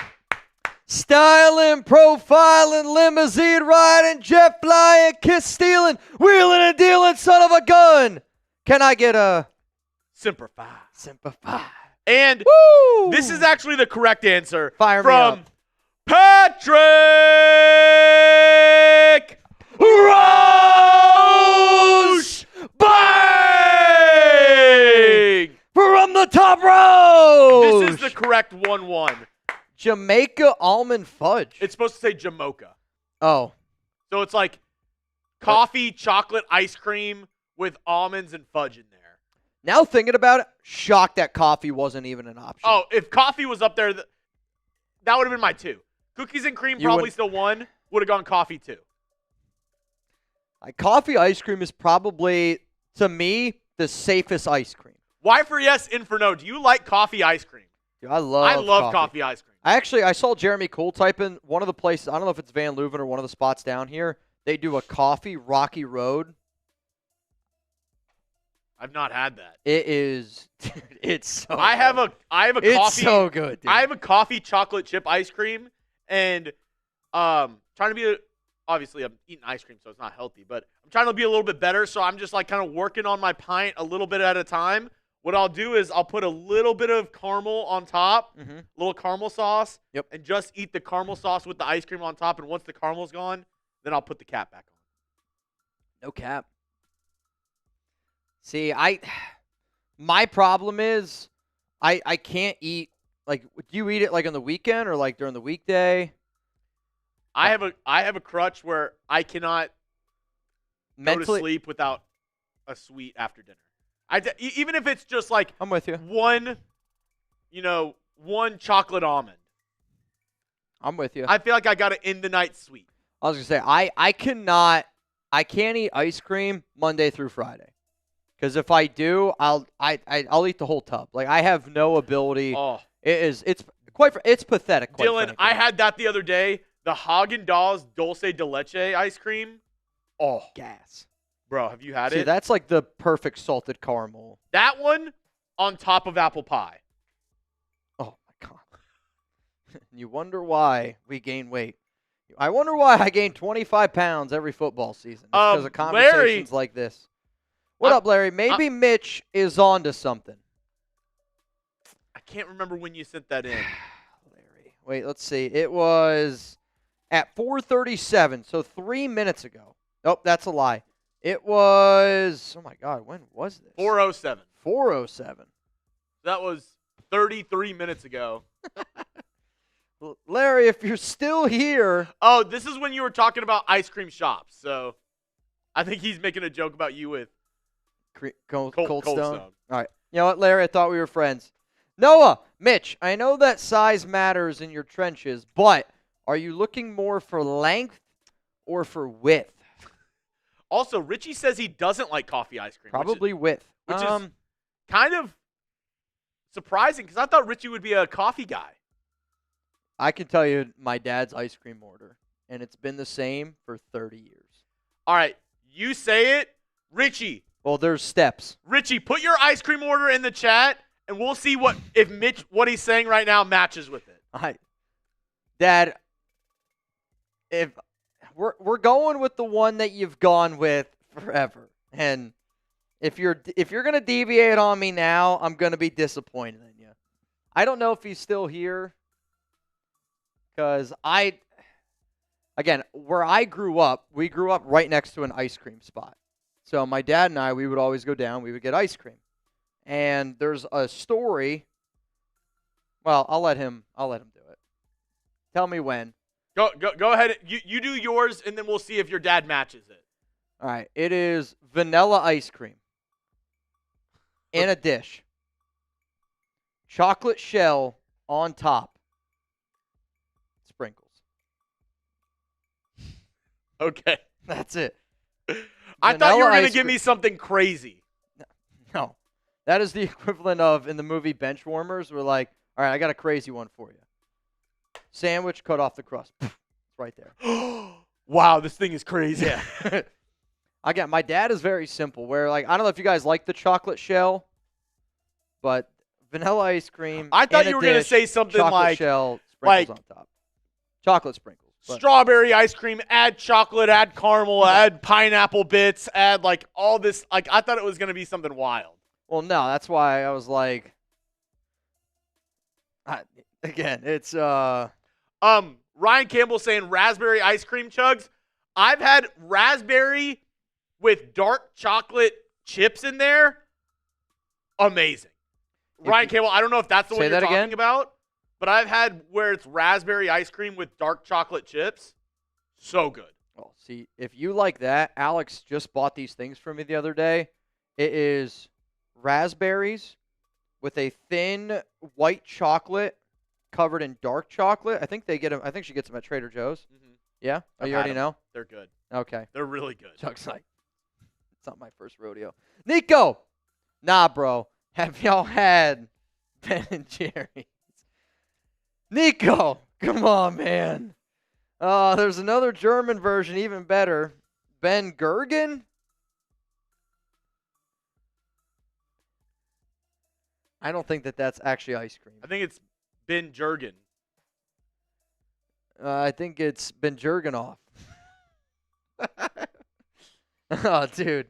Stress-relieving ice cream's wild, man. Richie's trying not to embarrass himself. He just said vanilla ice cream. Chocolate dip. No sprinkles. All right. Hey, Rich, it's fair enough. Richie, do you get the sprinkles? Yes or no? We need to know. He might not. What I do know, vanilla ice cream in a dish, chocolate shell on top. And there was one day I hope the guy who made my dad this order isn't watching. We tried to order that at this one spot at Heaters. I'm not kidding you. It took probably like 30 minutes for us to get that order, and I'm going to say at minimum 4 or 5 times it was messed up. Wait, what did he do? He would like come out and be like, what did you want again? That happened like 2 or 3 times. I honestly think he was, baked potato. But there was one time, no shell. There was one time, wasn't in a dish. What is he? Just in his hand? What did he say? I'm not kidding you. Dad, back me up on this one. It was. We still talk about it. He's got the paper that you wrap the burgers in, just with ice cream in it. Dude, that had to have happened 25 years ago. Like, we still talk about it. It was the most unbelievable. We were like, is Ashton Kutcher about to come out and punk us right now? Oh, Nico. John, keep color. Oh, Chris Collier, and then cut Zeus. I almost wonder, and there was a part of me where I was sitting back, today when I was kind of thinking about some of the shows that we're going to talk about, and would it be smart for the Raiders if they were like, you know what, we like Sincere McCormick more? And clearly, the depth charts, they don't matter. Like, if you looked at the Raiders depth chart and you're taking any advice from it, I don't think that you've been following the Raiders very well.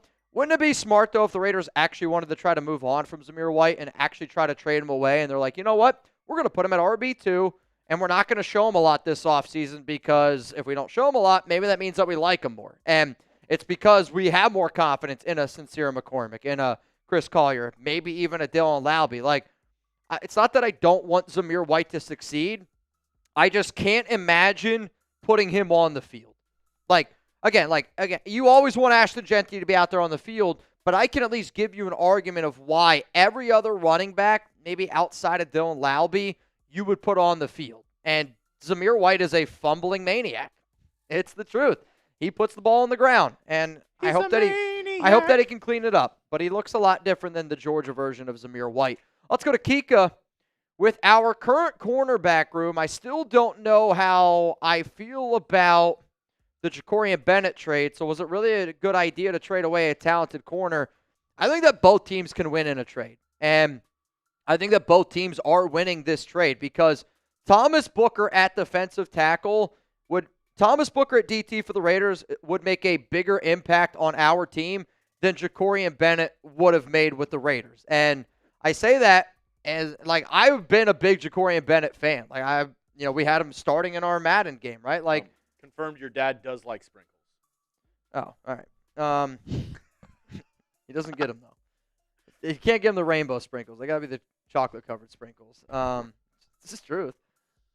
I would say, though, I think the Eagles are winning that trade for them because Jakorian Bennett looks like he might be that cornerback 2 on that team.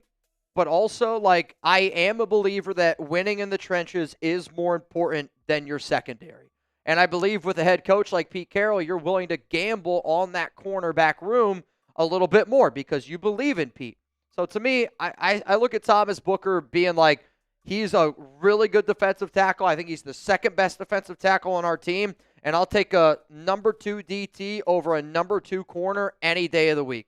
And I will. And it was with our team, that is. So I think the Raiders won that trade, and I also think the Eagles won that trade. I also know that, Jakorian Bennett's been dealing with a shoulder injury. And he did get banged up in that preseason game. He was able to come back in, but it's that shoulder. And every time that shoulder, you kind of heard him talk about it, his shoulder has popped out so many times. And I know a lot of people that have played D1 sports. I know a lot of people that have played semi-professional sports. And when that shoulder continuously pops out, it just gets worse and worse and worse. It's kind of like a joint or a screw. When you kind of wear it out, it's hard to just stay in. We were legit talking to our Eagles guys, and they were like, yeah, everything was good, but Jakorian, he just randomly hurt his shoulder, and Mitch popped his head up. He was like, which shoulder was it? And that's an important question because he's had shoulder issues in college, and he's had shoulder issues in the NFL.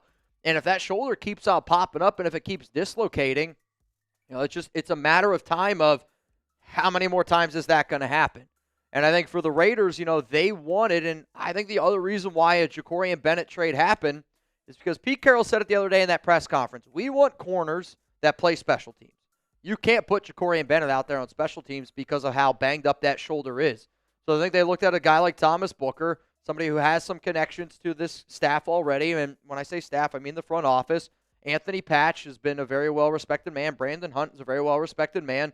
Both right-hand men to Howie Roseman. And they were two big reasons of why we made that deal. Let's go to John Rodriguez.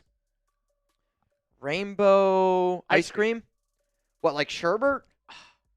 Because to me, I don't know what rainbow ice cream is, but if you presented the rainbow ice cream in front of me, I would call it sherbet. I got absolutely torched in the office because maybe I'm old. Maybe I'm being the boomer in the office. But I said, if you're over the age of 12, you should not be getting cotton candy or bubblegum ice cream. I'm sorry. If you're over the age of 12, get out of the cotton candy, bubblegum ice creams. I like cotton candy Dippin' Dots. I think they're good. But if you gave me bubblegum ice cream, I would be upset about it. Be a man. I like cotton candy flavored stuff though. Like it's sweet. I like sweet. Dude, like the cotton candy Alani or whatever. Cotton candy, bang. I hate it. Love it. I hate cotton candy. I am like, and I hate it sometimes because Danny likes cotton candy a little bit, and I'm like, I think it's just the biggest waste of money. I feel like every time I eat it, I'm just like fistful of sugar. Like it's like Fun Dip. Like you're literally just eating sugar. Would I buy cotton candy at a fair? Probably not. If you gave me cotton candy, would I eat it? Yes. Absolutely. Absolutely. Cotton candy. If you're not an adolescent, if you were alone at the state fair and I just saw a 30-year-old man walking around with the cotton candy by himself, I'd have some serious questions. What's the most questionable? I think honestly, if you're by yourself and you're just walking around the state fair and you have a giant teddy bear, that's worse. I don't know. Yes. Dude, if I saw a man by himself walking around a fair with a giant bear, I'm like... Or a giant cotton candy, like massive one. I'm just hoping he's got windows in his van. That's all I'm hoping. Let's go to Anthony Morales. Also, I got a few people that are getting in the duck race. Reminder, $10 Venmo at Mitchell Renz 365. Raiders Sancho twice. Sergio Perez, I got you. Mr. Darian Schofield, I got you, Darian. And then I see Dungeon Fitness, you in. So as it stands right now, it is a $10 Venmo. You'd have the opportunity to go home with, trying to do the math, I think it's it's like 180, 185 if the math is mathin'. And anytime you're asking me to math, it's not easy. Yep. It's somewhere in there. Trade for Anthony Richardson. Only 23. I told you we were going to get this. I told you I'd get this today. Earlier today I guarantee you somebody asked me this on the Raiders Report. Learn behind Geno because AOC not good at all. I'll tell you this right now, okay? The only way I would trade for Anthony Richardson is if you kept Aiden O'Connell. Because I don't want a situation where we're trying to run an offense with Anthony Richardson out there. Because if you're asking me, would I rather have Aiden O'Connell or Anthony Richardson running this Chip Kelly offense, it's Aiden O'Connell to me, and it's not close. Because Anthony Richardson's not ready to go. If you told me, though, hey, Mitch, we're going to add Anthony Richardson, allow him to compete with Cam Miller, and we're going to keep 4 quarterbacks on this team, 4 quarterbacks is risky. I could be like, all right, well, let's entertain that idea. The biggest problem with this idea, I would say, is Richardson can throw the ball a country mile. But also, you need a quarterback that can hit every layer of the field in Kelly's offense, and like most offenses. The only way I would say Richardson would be entertaining is if you said, all right, we're going to run an offense where we're just going to allow Richardson to play like bully ball, let him go tush-push style, and kind of run that rock. Why for yes, in for no? If it was Anthony Richardson for a 5th-round pick, would you do it? It's interesting. Let me know in the chat. Why for yes, in for no? Anthony Richardson, Anthony just said, he highlighted, 23 years old. A lot younger than a lot of quarterbacks in the league. He's younger than Tyler Shuck and multiple guys that were drafted this year. Hell, I think he's 10 years younger than Bo Nix. The only other reason why I just don't think the Raiders do it is I understand Cam Miller is not the athlete that Anthony Richardson is, but Cam Miller can at least run. And if you're going to develop another quarterback, somebody that's might actually be younger than Anthony Richardson,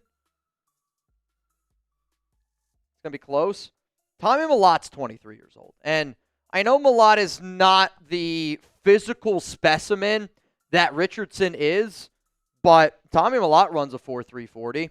Tommy Malott was a former quarterback. I think what you're getting into a very risky, like to me, the only reason why I would go out and trade for Anthony Richardson right now is if you looked at every NFL team and you thought that you could find somebody that could do that tush-push QB sneak and you could get that extra yard, that is worth a 5th-round pick to me. Playmaker's awful GM right now. What? I said a 5th, and he goes, how about AOC in a 3rd? Wait, we're trading Aiden O'Connell and a 3rd-round pick for Anthony Richardson? I'll tell you this right now. I wouldn't trade Aiden O'Connell for Anthony Richardson straight up. Maybe I would. I was going to say, I mean, AOC, he's on the last year of his deal, right? Maybe one more year? No, he's got 2 more. This year and next. He's 30. Okay, so including this year and then But next year. I don't think Anthony Richardson is better than Aiden O'Connell right now.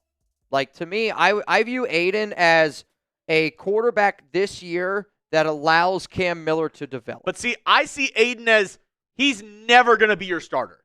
Never. I don't think Anthony Richardson's ever going to be a starter. But he has a chance. I would say floor, like it's one of those debates of floor ceiling. Floor, AOC right here, Anthony Richardson right here. And then ceiling, it's flipped.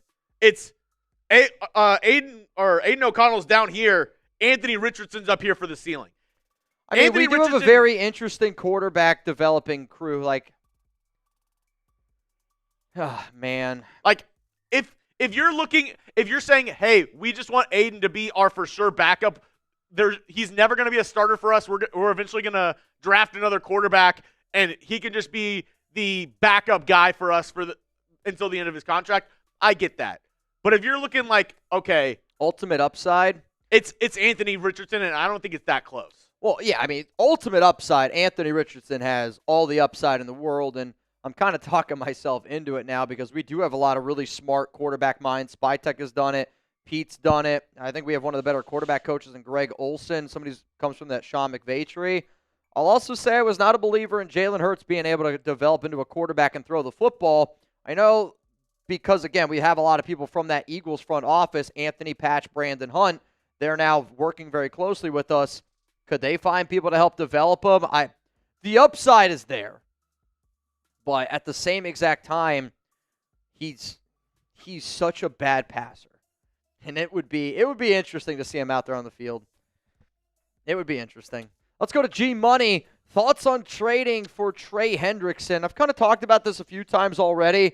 To me, I'm more on board with the idea of trading for Trey Hendrickson if you can get him cheap. Like, I would offer the Bengals a 3rd-round pick. The Bengals, according to reports, want a 1st-round pick and not 2 starting caliber players, but 2 like legit players. Like, I think if I said a trade to get it done, if it was what the Bengals wanted, I think they're looking for something along the lines of like Tyree Wilson, a 1st-round pick, and let's throw in, I don't know, Jaw Joyner, right? Something like that. Would that be able to get it done? Like, that's too much for me. Like, I would offer a 3rd-round pick for Trey Hendrickson because then you also have to pay him $30 million a year.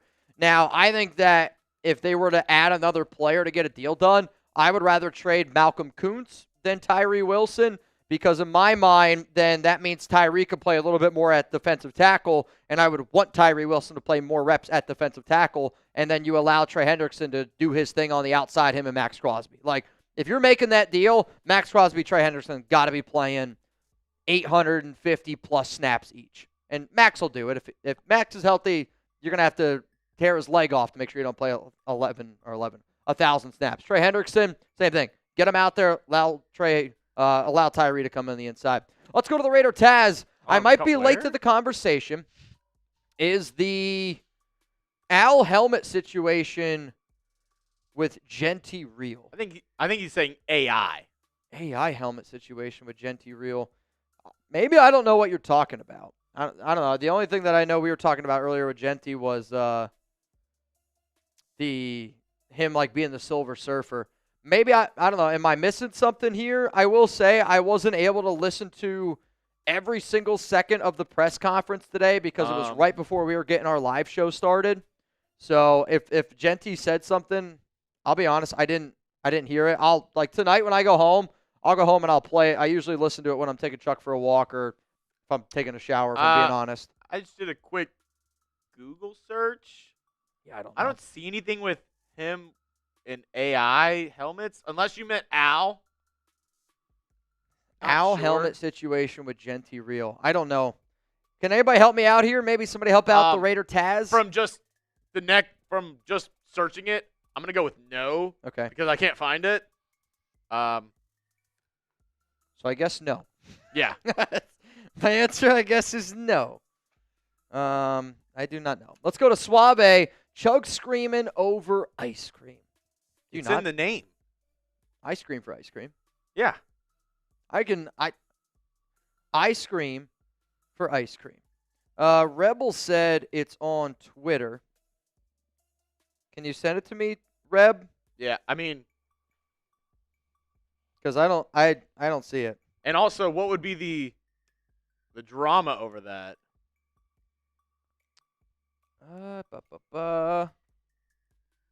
Yeah, I'm looking right now. Again, maybe, like I said, if it happened during the press conference, I'll go listen to the full press conference after the live show. It was actually really bad timing for me today just because literally it ended, and then we were basically getting ready to go live. But if somebody wants to get me more info on this one, please, please, please do. Let's go to the next one. It's Raider Gains, and then after this Super Chat, we got one more segment to do here on today's program. I see a TikTok saying that might get sued for his. I have no clue. No, I mean, if he gets sued for his helmet, with all due respect, I shouldn't say that. Like, I always want Ashton Genty to be in he's one of our faces of our franchise now. But at the same time, like, if he gets sued, I don't know. I mean, he has the money to be able to figure it out. He's not getting sued for more than $36 million, I don't think. Yeah, I don't. Or $32 million, whatever the hell it is. All right, Gino's aging, and we know injuries are part of the game. Based on body of work, what's your confidence level on AOC if he finds himself in the situation as McGloin if we get to the playoffs? Who did he play? Huh? What situation with McGloin are we talking about? Well, there was a time where, like, Derek Carr got hurt, and then, well, McGloin wasn't in that game. That's why I'm trying to figure out. That was Texans-Raiders, that playoff game, and that was Connor Cook for the Raiders up against Brock Osweiler. Because I remember Connor Cook was like 18 of 45. What a game. Playoff game. There's a reason why they played that game at noon on a Saturday. Yeah. I mean, there was a chance that they didn't even show a playoff game. That's how bad that one was. To me, and again, like, I appreciate your question a lot, but we're effed, right? Like, I mean, we are effed if Aiden O'Connell's got to step in the game. And to be fair, most NFL teams would be effed if their starter went down. Like, I mean, yeah, I know the Eagles won it with Nick Foles. I know that, some other teams have won some backup. I know Chad Henne won a backup playoff game for Kansas City. Joe Flacco's done some good stuff, being able to pop in from time to time. Nick. I mentioned Big Dick Nick. Like, to me, if Aiden, like, I would have confidence in Aiden to go out there, but it wouldn't be a lot of confidence. I'll tell you that right now. Like, it would not be a good situation. And I know that he's aging, and I know injuries are a part of the game, but also at the same time, the way that we think about a 34-year-old quarterback is not the same way that we think about, like, a 34-year-old any other position. We're talking about that guy like he's a dinosaur.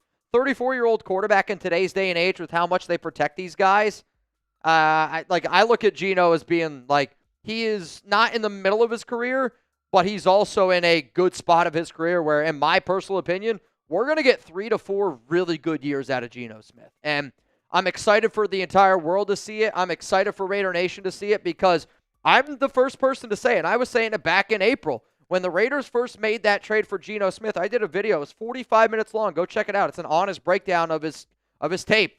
And I sat up there on that video, and I was like, I'm actually embarrassed to call myself an NFL analyst and not realize how good Geno Smith was. Because, I didn't watch every Seahawks game over the past 3 seasons. I didn't sit down and really look at the numbers that he's putting up and the advanced analytics. What's up? They wrote him off. They did wrote him off. He didn't write back.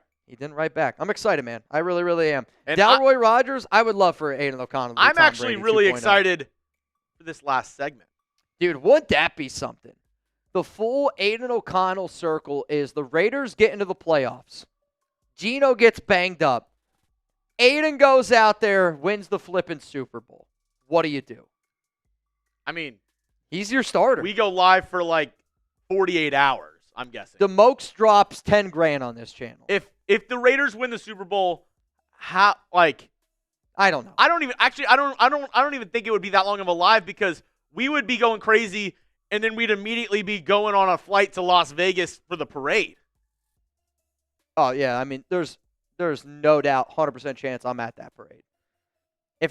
Dude, you know what? Raider Gaines, let's freaking do it. I love Geno Smith, but if you could guarantee me Aiden O'Connell wins us the Super Bowl, I'm in. I don't care who the quarterback is. Actually, before we get into the last segment, I did see multiple people asking if they were in for the duck race. So just a quick reminder, it's $10 today if you want to get in. And Mitch has the list. Has anybody else gotten into the duck race, Mitch? Yeah, I see Miggy. Can't you see? And then Anthony Green. Those are all the names that I have. And again, I try to shorten some of the names just for me, like that way when I'm typing. I will try to get somebody during the football season to actually be able to type y'all's names in exactly correct, so just so you know. But as it stands right now, it's a $10 Venmo. You have a chance to go home with $195 on today's show. Just so you know. Just so you know. Just so you know. Rebel, I don't think that's going to happen. I don't think that one's going to happen today, Reb. What's up, Big Luck? Nope. Betting against the Chargers and F the Donkeys. Always. Always, always, always. Which, you know, it's kind of funny. I was talking to our Broncos guy, Moose, who's been really coming after Raider Nation in some of his shows, but I respect it, punching up. There's a lot of chatter right now that Jarrett Stidham's the best quarterback on the Broncos. Dude. And like, it's like noticeable like how loud that chatter is. He's kind of balling out.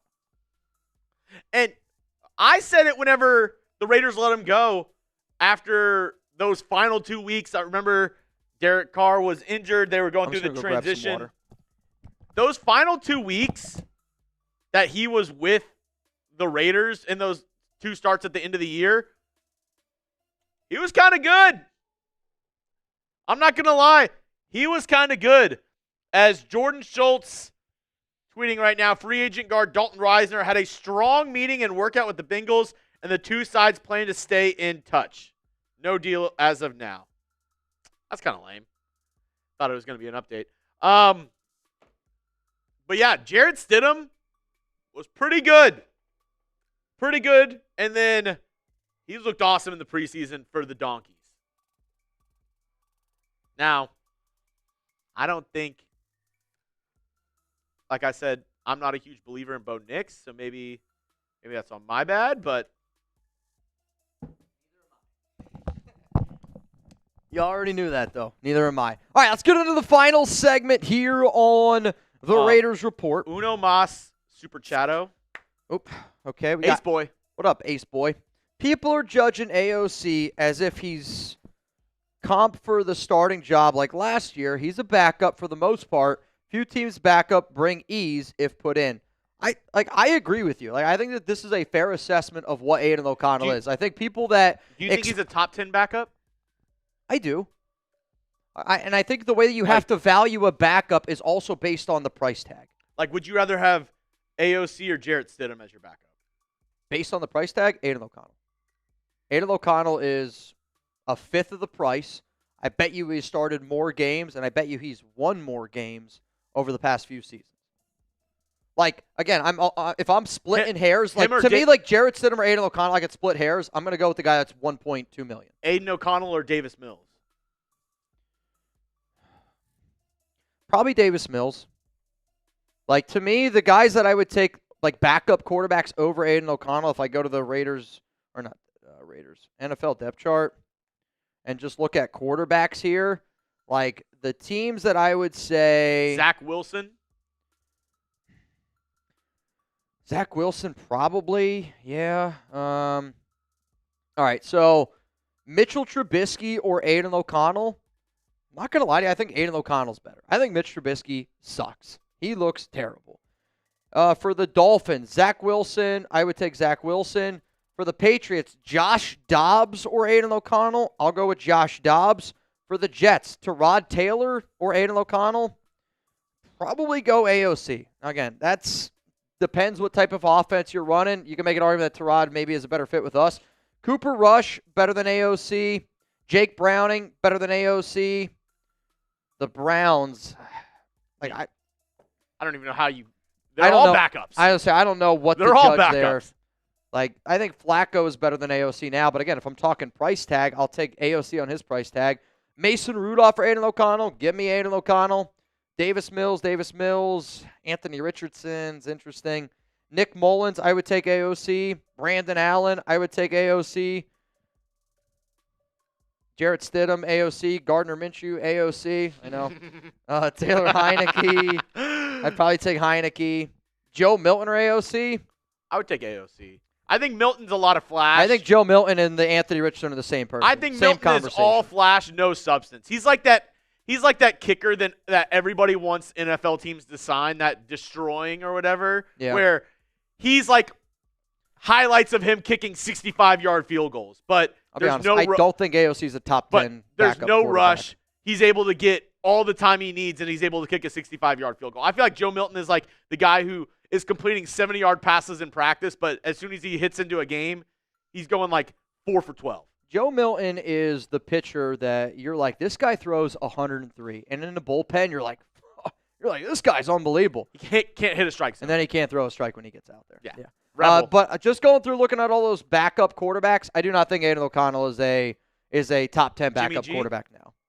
I would take Aiden O'Connell in a heartbeat over Jimmy Garoppolo. Rebel, Bengals defense is worse than us, but a good offense. Like, I think that what you're going to see this year from the Raiders is very similar to what the Bengals did last season. I think the Raiders have a legit, and I mean legit offense. I really, really, truly believe I think they have a top 10 offense. But I think that we have a legit bottom 5 defense. And unless we figure it out, not saying that they can't put it together. I'm not saying that it's impossible. But if I'm just judging based on what I think, what I believe in, what my eyes are telling me, the defense is going to struggle this season. Let's go to Iron Raider. What do you think the chances are we sign Simmons? Justin Simmons, probably not very high. Again, this team seems very confident in their players in the secondary. I would like to be able to believe that the Raiders, want to win this season, and I would think that Justin Simmons would be an interesting player, but it's not high. I'd give it a half of a just win, maybe. So not a lot of big chances there.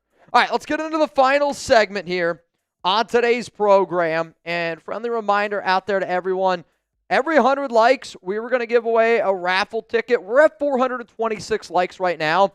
I know that I got to give away 2 raffle tickets. If we can get to 500 likes by the end of this segment, I'm going to give away 5 tickets. Instead of giving away 2, because I know that I owe 2, I'm going to give away 5 if we can get to 500 likes on today's program. You ready? Jeremy Chugs, ready to rock and roll. Are y'all ready to rock and roll? After this segment, we then will do a duck race $10 Venmo to get in at Mitchell Renz 365. If you want an opportunity to get more fantasy football raffle tickets, $20 super chat today for a wheel spin. A lot of tickets on there. Also, you might even be able to get a bang. $100 right now, Sergeant Fighter, Patrick Roche, the top 2 bangers on today's show, which Patrick Roche banging, it just comes hand in hand. Coming up, let's talk about some surprise roster cut candidates for the Las Vegas Raiders. Raider Nation, my name is Mitchell Renz. Y'all are watching the Raiders Reporting. Coming up here on today's show, surprise cut candidates for the Las Vegas Raiders. The key word there is this, surprise. Every single player that I'm about to talk about, I have featured as being a guy that makes the Raiders roster on those 53-man roster cut days, which, speaking of which, the silver and black and all NFL teams got to trim that roster from 91, 90, all the way down to 53 by 4 p.m. Eastern time on August 26th. I'm going to be live 2 hours before that because that's what we like to do around here. So if you want to pull up, you want to talk a little bit of Raiders, hit that subscribe button and make sure those notifications are turned on. Let's go to the first player here. I will say I'm going to go offense, and then I will go to the defensive side of the football. I have 6 players in total, and I'm going to put Raheem Mostert on the surprise cut candidate list for the silver and black. I've had some conversations over the past week with some people with the Raiders, and I'm not saying that it's been a conversation that's been brought up a lot, but it is a conversation that is being had, and I want to be very clear about that. Ashton Jeanty looks ready and comfortable to handle a lot of those passing duties, and because of that, I do wonder if the Raiders could go, well, we kind of brought Mostert in to be that pass protector, to be somebody that can catch the football, but if Jeanty's able to show that he can catch the football, and if a guy like Sincere McCormick has shown that he can run block very well. I think also Chris Collier has shown that he can run block pretty well. But also what they add, McCormick, Laube, and Collier, What they offer that Mostert doesn't offer, and also a guy like Zamir White doesn't offer, is the ability to play special teams. You're not going to put a 32-year-old running back at special teams, and if you're so confident in your running back one, which I don't know about y'all, I'm very confident in Ashton Jeanty, and quite frankly, if he steps off the field, I don't really give a damn who steps on as long as they hang on to the football. So if you want to be able to breed some of these younger running backs that also give you some special teams ability and you can move on from Mostert, yeah, you don't save a lot of money, but you save $1.4 million, you eat only $175,000. Based on those reasons, I could see they moving on from him. Now, he's played a little bit this preseason. He's averaging 5 yards per carry, 0 touchdowns, 0 first downs. He does have 1 first down receiving on 4 targets, 3 catches, and that's like why he was brought into this team. But I'm also not just trying to sit up here and pay a running back and a guy that I get it. He's got Chip Kelly connections, but there's no future with Raheem Mostert. And I understand that. Y'all understand that. And if it means that we might be able to keep another player that gives us that special teams ability, I would rather the Raiders cut Raheem Mostert and keep an extra safety. Go keep an extra linebacker. Go keep an extra defensive back. We need more help on defense. I'm very confident in Ashton Jeanty. Let's go to the next surprise cut candidate here. It's going to be wide receiver Tommy Mellott. And some of y'all might be surprised that I'm saying this, but this is also a conversation that is being had with the Las Vegas Raiders. And Mellott was drafted in the 6th round, 213 overall this past season. I've had the opportunity to talk to him. I've had the opportunity to interview him. But my job here, and I have the utmost respect for Tommy and Mellott, if you watch this show, I'm rooting for you. And here's the thing.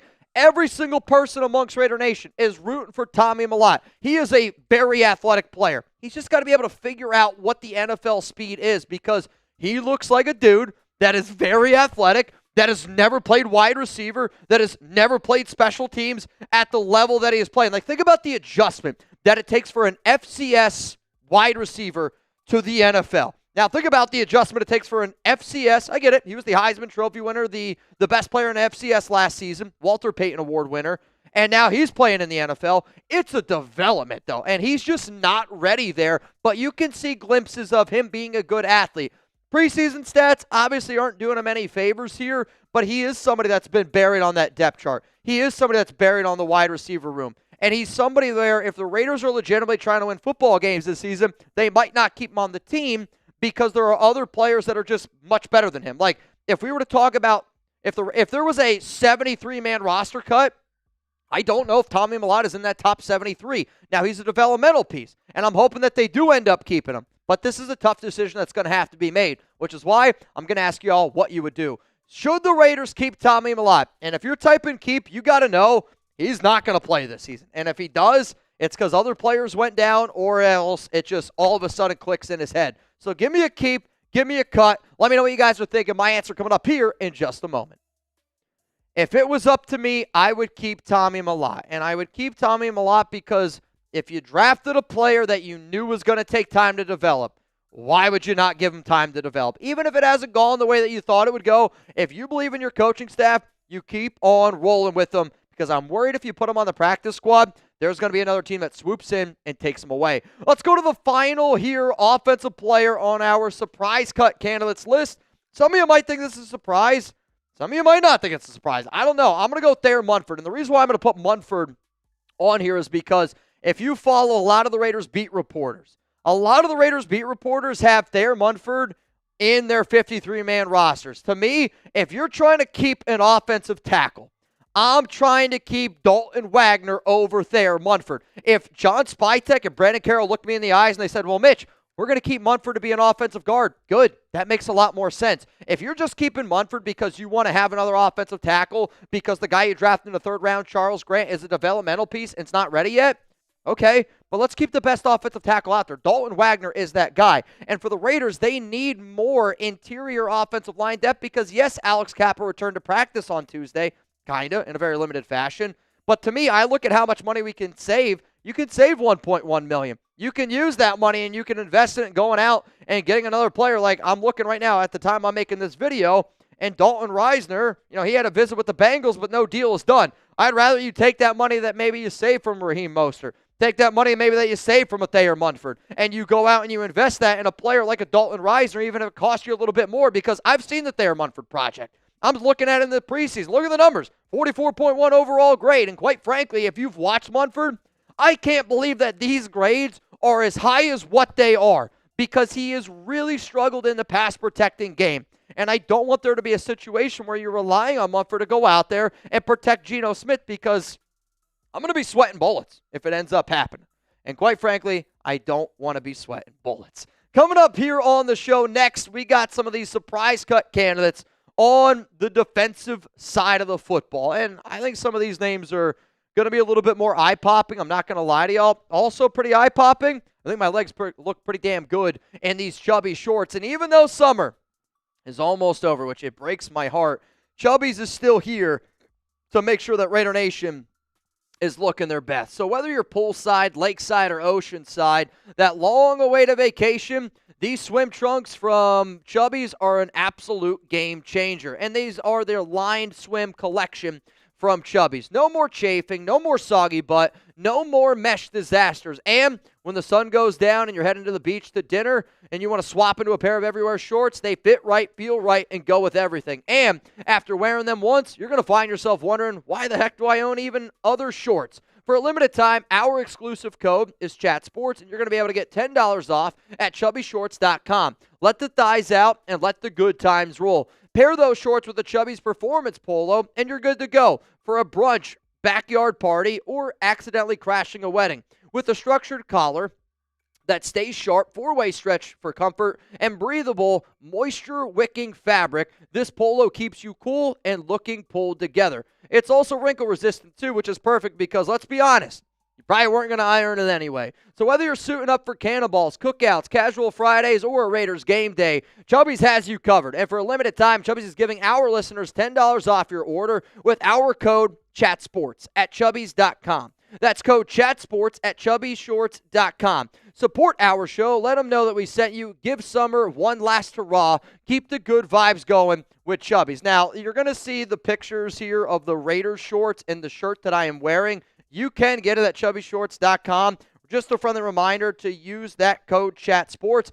And the stretch wicking, the wrinkle resistant, like I've been trying to show y'all how incredible this shirt is. It really, truly is. And if you do plan on going out to Las Vegas, it's hot out there. You need a shirt that also isn't going to show everyone that you're sweating. And believe it or not, you might be able to tell if you're watching this show live, I've been sweating. I sweat a lot when I talk on this program. Can you tell? Didn't think so. Let's go to surprise cut candidates now on the defensive side of the football. And I'm going to put up here linebacker Cody Lindenberg. And it kind of breaks my heart. You know, I've been talking to Lindenberg's family. This is a really good kid. They love that he's a Raider, but I do wonder, by them going out and signing a Devin White, by them going out and getting an Landon Roberts, a Jamal Adams, a Jermaine Pratt, and you really got to consider, you know, Jermaine Pratt and Jamal Adams, those were moves after the NFL draft. And the fact that those moves happened after the draft, that makes me wonder if they weren't 100% confident and maybe in some of the things that they were seeing out on the field, because the only linebacker that they drafted was Lindenberg, and he was a 7th-round pick. If the Raiders cut him, you know, they're going to save $840K. You're eating just a small amount of money, and it's not very likely that teams end up cutting players that they draft. But you also, and this is one thing that I've been thinking about, the Raiders also made some key front office moves. And, you know, they brought guys in from that Philadelphia Eagles organization, and they brought those dudes in after the draft. And I do wonder if there's something exactly what they're looking for.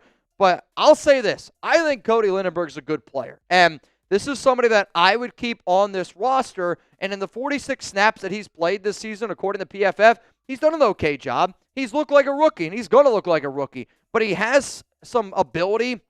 He's a very smart player. He's a good run stopper. And quite frankly, if I had to pick between Lindenberg and Tommy Eichenberg, I'd probably go with Lindenberg just because I do think he is a more complete player. Plus, he's younger and he's cheaper than Eichenberg. When I say cheaper, again, we're splitting hairs here a little bit. But Eichenberg's going into his second year where Lindenberg's going into his first year. But let's talk about two players that were featured on the show. Tommy Mellott was drafted in the 6th round. Cody Lindenberg was drafted in the 7th round. Overall, the Silver and Black took 11 players in the NFL draft.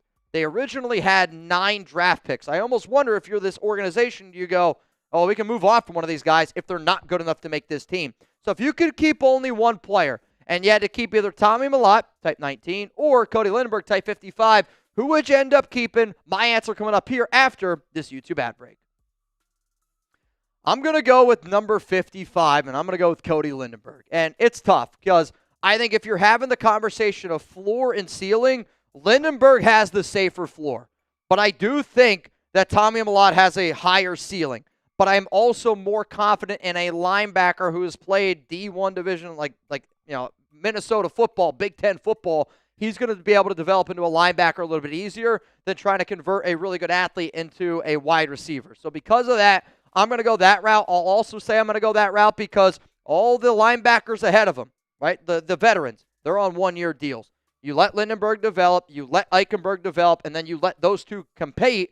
I don't know why I said it like that. Let those two compete for that starting linebacker job, and then you go out and try to find a better linebacker in next year's draft. Let's go to another surprise cut candidate here, defensive tackle, Leki Fotu. And to me, Fotu's got to be on surprise cut candidates shows because when the Raiders lost Christian Wilkins or moved on from Wilkins, however you want to say it, the number one guy that got in that defensive tackle rotation, it was Fotu. They put him out there. Now, he's been battling a foot injury, and he is now out of the walking boot. He was practicing today, but the Raiders also went out and they traded for Thomas Booker. I think also the reason why you have to consider potentially moving on from Fotu is because you want John Ulalu, and I wonder if Zachary Carter is also going to make this team. They're going to let those guys develop. I thought J.J. Pegues looked really damn good in that game against the 49ers. I also think Tonka Hemingway's been putting some good tape out there. But I do wonder, and I do consider, do you put Tyree Wilson at defensive tackle more? And if you're willing to go with this younger approach because some of these players are a little bit healthy, where he's a question mark. And I'm not trying to sit up here and be like, oh, Leki Fotu's this unbelievable player. He barely made rosters last season, right? But I believe this defensive tackle room is coming together a little bit more, and I do wonder if they just let Fotu be the odd man out because he hasn't been able to practice, he hasn't been out there in training camp, and if you don't know what you have in a guy, you move on from him. At least that's what I could see this Raiders team doing. So we got one more player coming up here in just a moment, and I hope that you don't cut me out of your plans on Friday if you are going to end up showing up to Tucson, Arizona. I've been talking about this event a lot. I'm really fired up to be able to always shake hands, meet face-to-face with y'all, because at the end of the day, if Raider fans are watching the show, I want to get to know those type of Raider fans. So here's all the information that you need, and if you're looking for even more info, you can follow and DM Desert Shark Tucson on Instagram. It's right down there below. Find out what the giveaways are. Find out what the prizes are. Find out how many Raider fans are going to be there, because I've heard there is a lot, and I mean a lot of Raider fans planning to show up to this event. Let's go to the final surprise cut candidate here for the Las Vegas Raiders, and it's going to be cornerback Darnay Holmes. And I'm putting him on this list because I've seen Raiders beat reporters call him a lock to make this team. I've heard Raiders beat reporters call him a lock to be a starter. Well, Holmes has struggled in practice. I'll give him credit. He has been better in games. But Kai Blue Kelly and Greedy Vance, they've looked good this offseason. And I do wonder, could the Raiders potentially keep a UDFA and Greedy Vance? But also, Kai Blue Kelly today, I'm recording this video on Tuesday, he was getting reps as a starter as an outside corner, and he was getting starting reps at nickel. And he looked good at nickel. Quite frankly, he looked better than Darnay Holmes at nickel. And I think that this is somebody that this Raiders team does really believe in. Yes, Darnay has got those Patrick Graham connections, but I do wonder if Patrick Graham, when the Raiders originally re-signed Darnay, if they thought, well, we're going to run a defense maybe that's similar to the one that we've been running. But now it's a much different defense, and now they're running a lot more cover 3. And I don't know maybe if that fits exactly what Darnay is going to do because he doesn't have as much versatility. And it's really important for the Raiders to be able to add versatility to this defense. And I say all this, and it's interesting because there's certain guys that are gamers, and there's certain guys that maybe practice better. Darnay has not looked good in practice, but he has played well when given the opportunities this preseason. 46 snaps in total, an overall PFF grade of 70.5. The tackling grade has been strong. He's covered well. Now, what type of talent is he going up against? He was playing in the fourth quarter of a preseason game, so you're not going up against the best of elite talent. You want your players to stand out. I just wonder if the Raiders sit back and they go, well, we like Kai Blue Kelly, and we like him more than Darnay Holmes, which I do think is a fact. The next thing you look at is there another player that we just believe that we can develop? And I wonder if Greedy Vance could be that player that they sit back and they go, can we develop him? Can he turn out to be something special? He was a USC player after all. So one more time here. Here are Raiders surprise cut candidates. 3 on offense, 3 on defense. If there's any other names that you think, Mitch, this could be an even bigger surprise, hey, let me know. If you made it this far in the video, I like to consider you a real one, and I appreciate that you took time out of your day to watch the Raiders Report. You can always hit me up on Instagram. You can always hit me up on Twitter, X, whatever the hell you want to call it. I'm at Mitchell Renz 365, and seriously, if you are near the Tucson area, I'm going to be there tomorrow. For those of you that are watching this live, I'm going to be there on Friday. I cannot wait to hang out with the nation. We're going to have a hell of a time, and I hope that you guys pull up and get a little bit rowdy, because I know I am. So what up now, man? I think it would be a surprise if Munford wasn't cut. I also think Mostert being cut wouldn't be a surprise, rather a shocker and stupid as hell. Which, again, that's why I love doing this show, because the different opinions that come in. Like, I agree with you that it shouldn't surprise anybody if Thayer Munford was cut.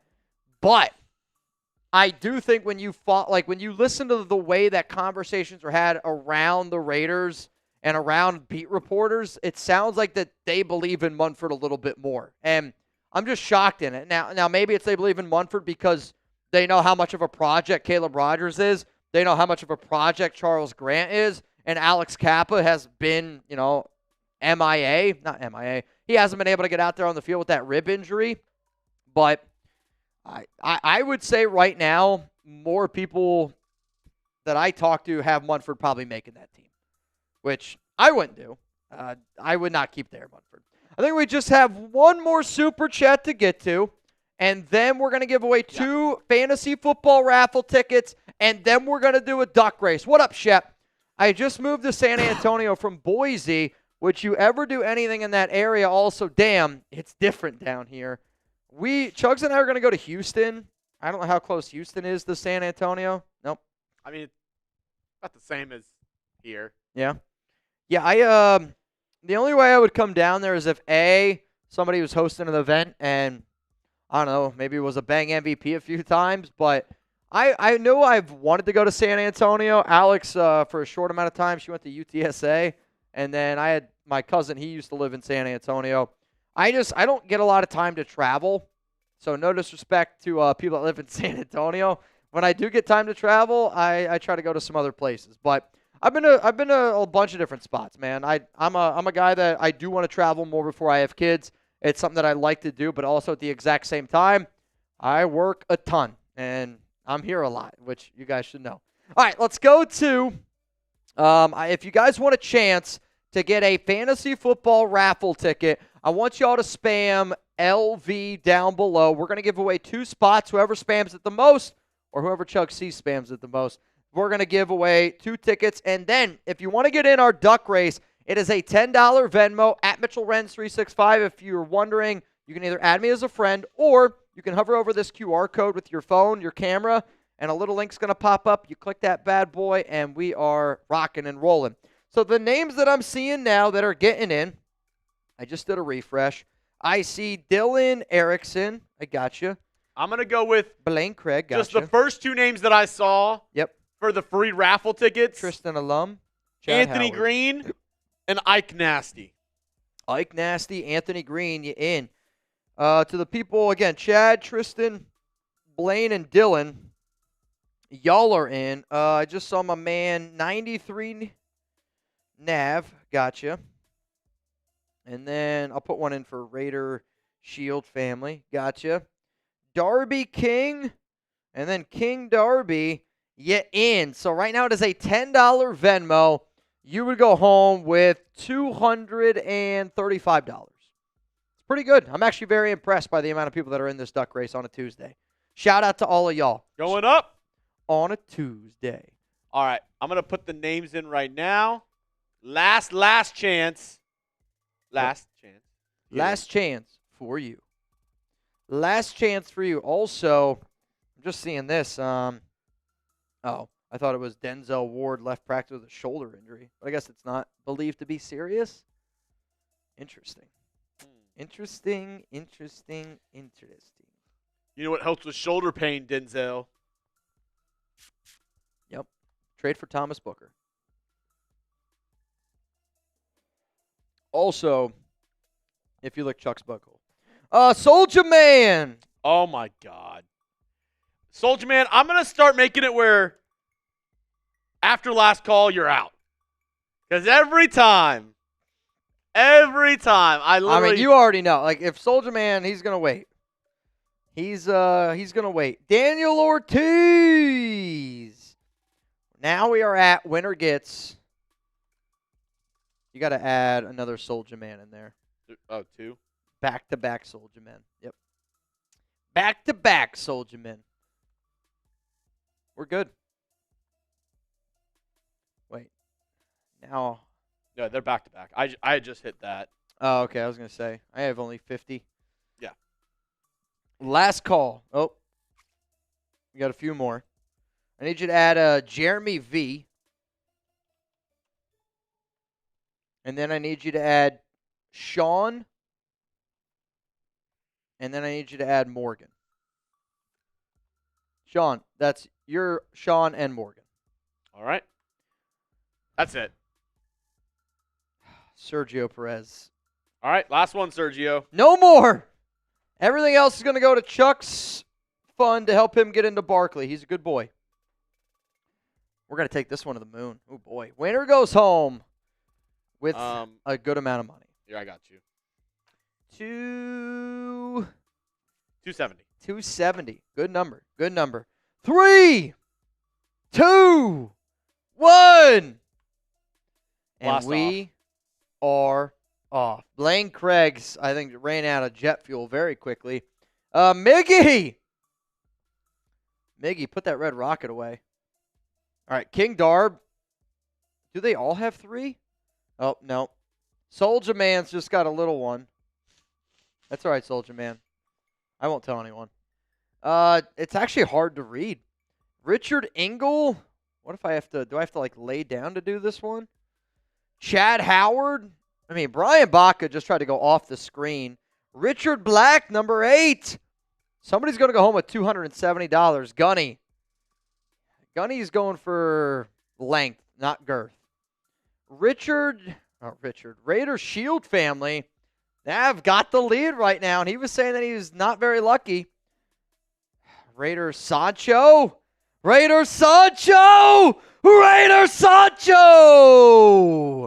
Just stole it from that man. Just stole it from him. Congratulations to Sancho. Where did Fabian Moreno finish in that one? Because I was nervous he was going to win again. My guy Fabian has won some races. Richard Black, Raider Shield family, a.k.a. 93 Nav, and a 93 Nav. Fabian. Who came in last? 20th. Nice. Who came in last place? Who gets the big prize? Suavemente. Yeah, I spelled that a little wrong. Suave, I'll send you one here in a little bit. Sancho, if you could please confirm that you just received $270, I would really appreciate that. Reminder, going on at 1 a.m., the Raiders' last preseason game. I mean, I'm going to make you all a deal, and here's my deal. We're going to go live 2 hours before game day. Going to have some fun. We're going to get rowdy. We're going to have a good time. The moment it hits midnight, okay? Midnight, let's get rowdy. It's the third preseason game. Let's let our hair down. Let's have a good time. Oh, I like this question. Stabler for president. I'll throw it up there real quick. He asks, what do you think the Raiders' record after the first 6 games are going to be? All right, so Patriots win. It's got to be a win. You got your Chargers game. Let's call it a coin flip. Okay? So however you want to do it. Commanders. That's going to be a tough game to win. In my mind, I'm hoping we're 2-1. Wouldn't be surprised, though, if we were 1-2. Just can't be 0-3. Week 4 is the Bears. Another tough game. In my mind, we got to try to be 2-2 by week 4. Okay? Week 5 is Indy. Week 6 is the Tennessee Titans. I would hope that we are 3-3. Like, to me, if you're a Raiders fan, I think that you got to hope that we're around 500 the whole year. I was going to say, with the back end of the schedule, though, does get tough. With the back end of the schedule, you're hoping that you're 4-2. I agree. I want to be able to sit up here and say 4-2, but at the same time, if we can at least be 3-3, but then you got Kansas City week 7. You're like, I've been hurt before. I've been hurt before. Can we be 4-3 going into our bye week? Fingers crossed. Fingers crossed. From me, from Jeremy Chugs. I'll see you guys on Thursday, 4 p.m. Eastern Time, 1 p.m. Pacific.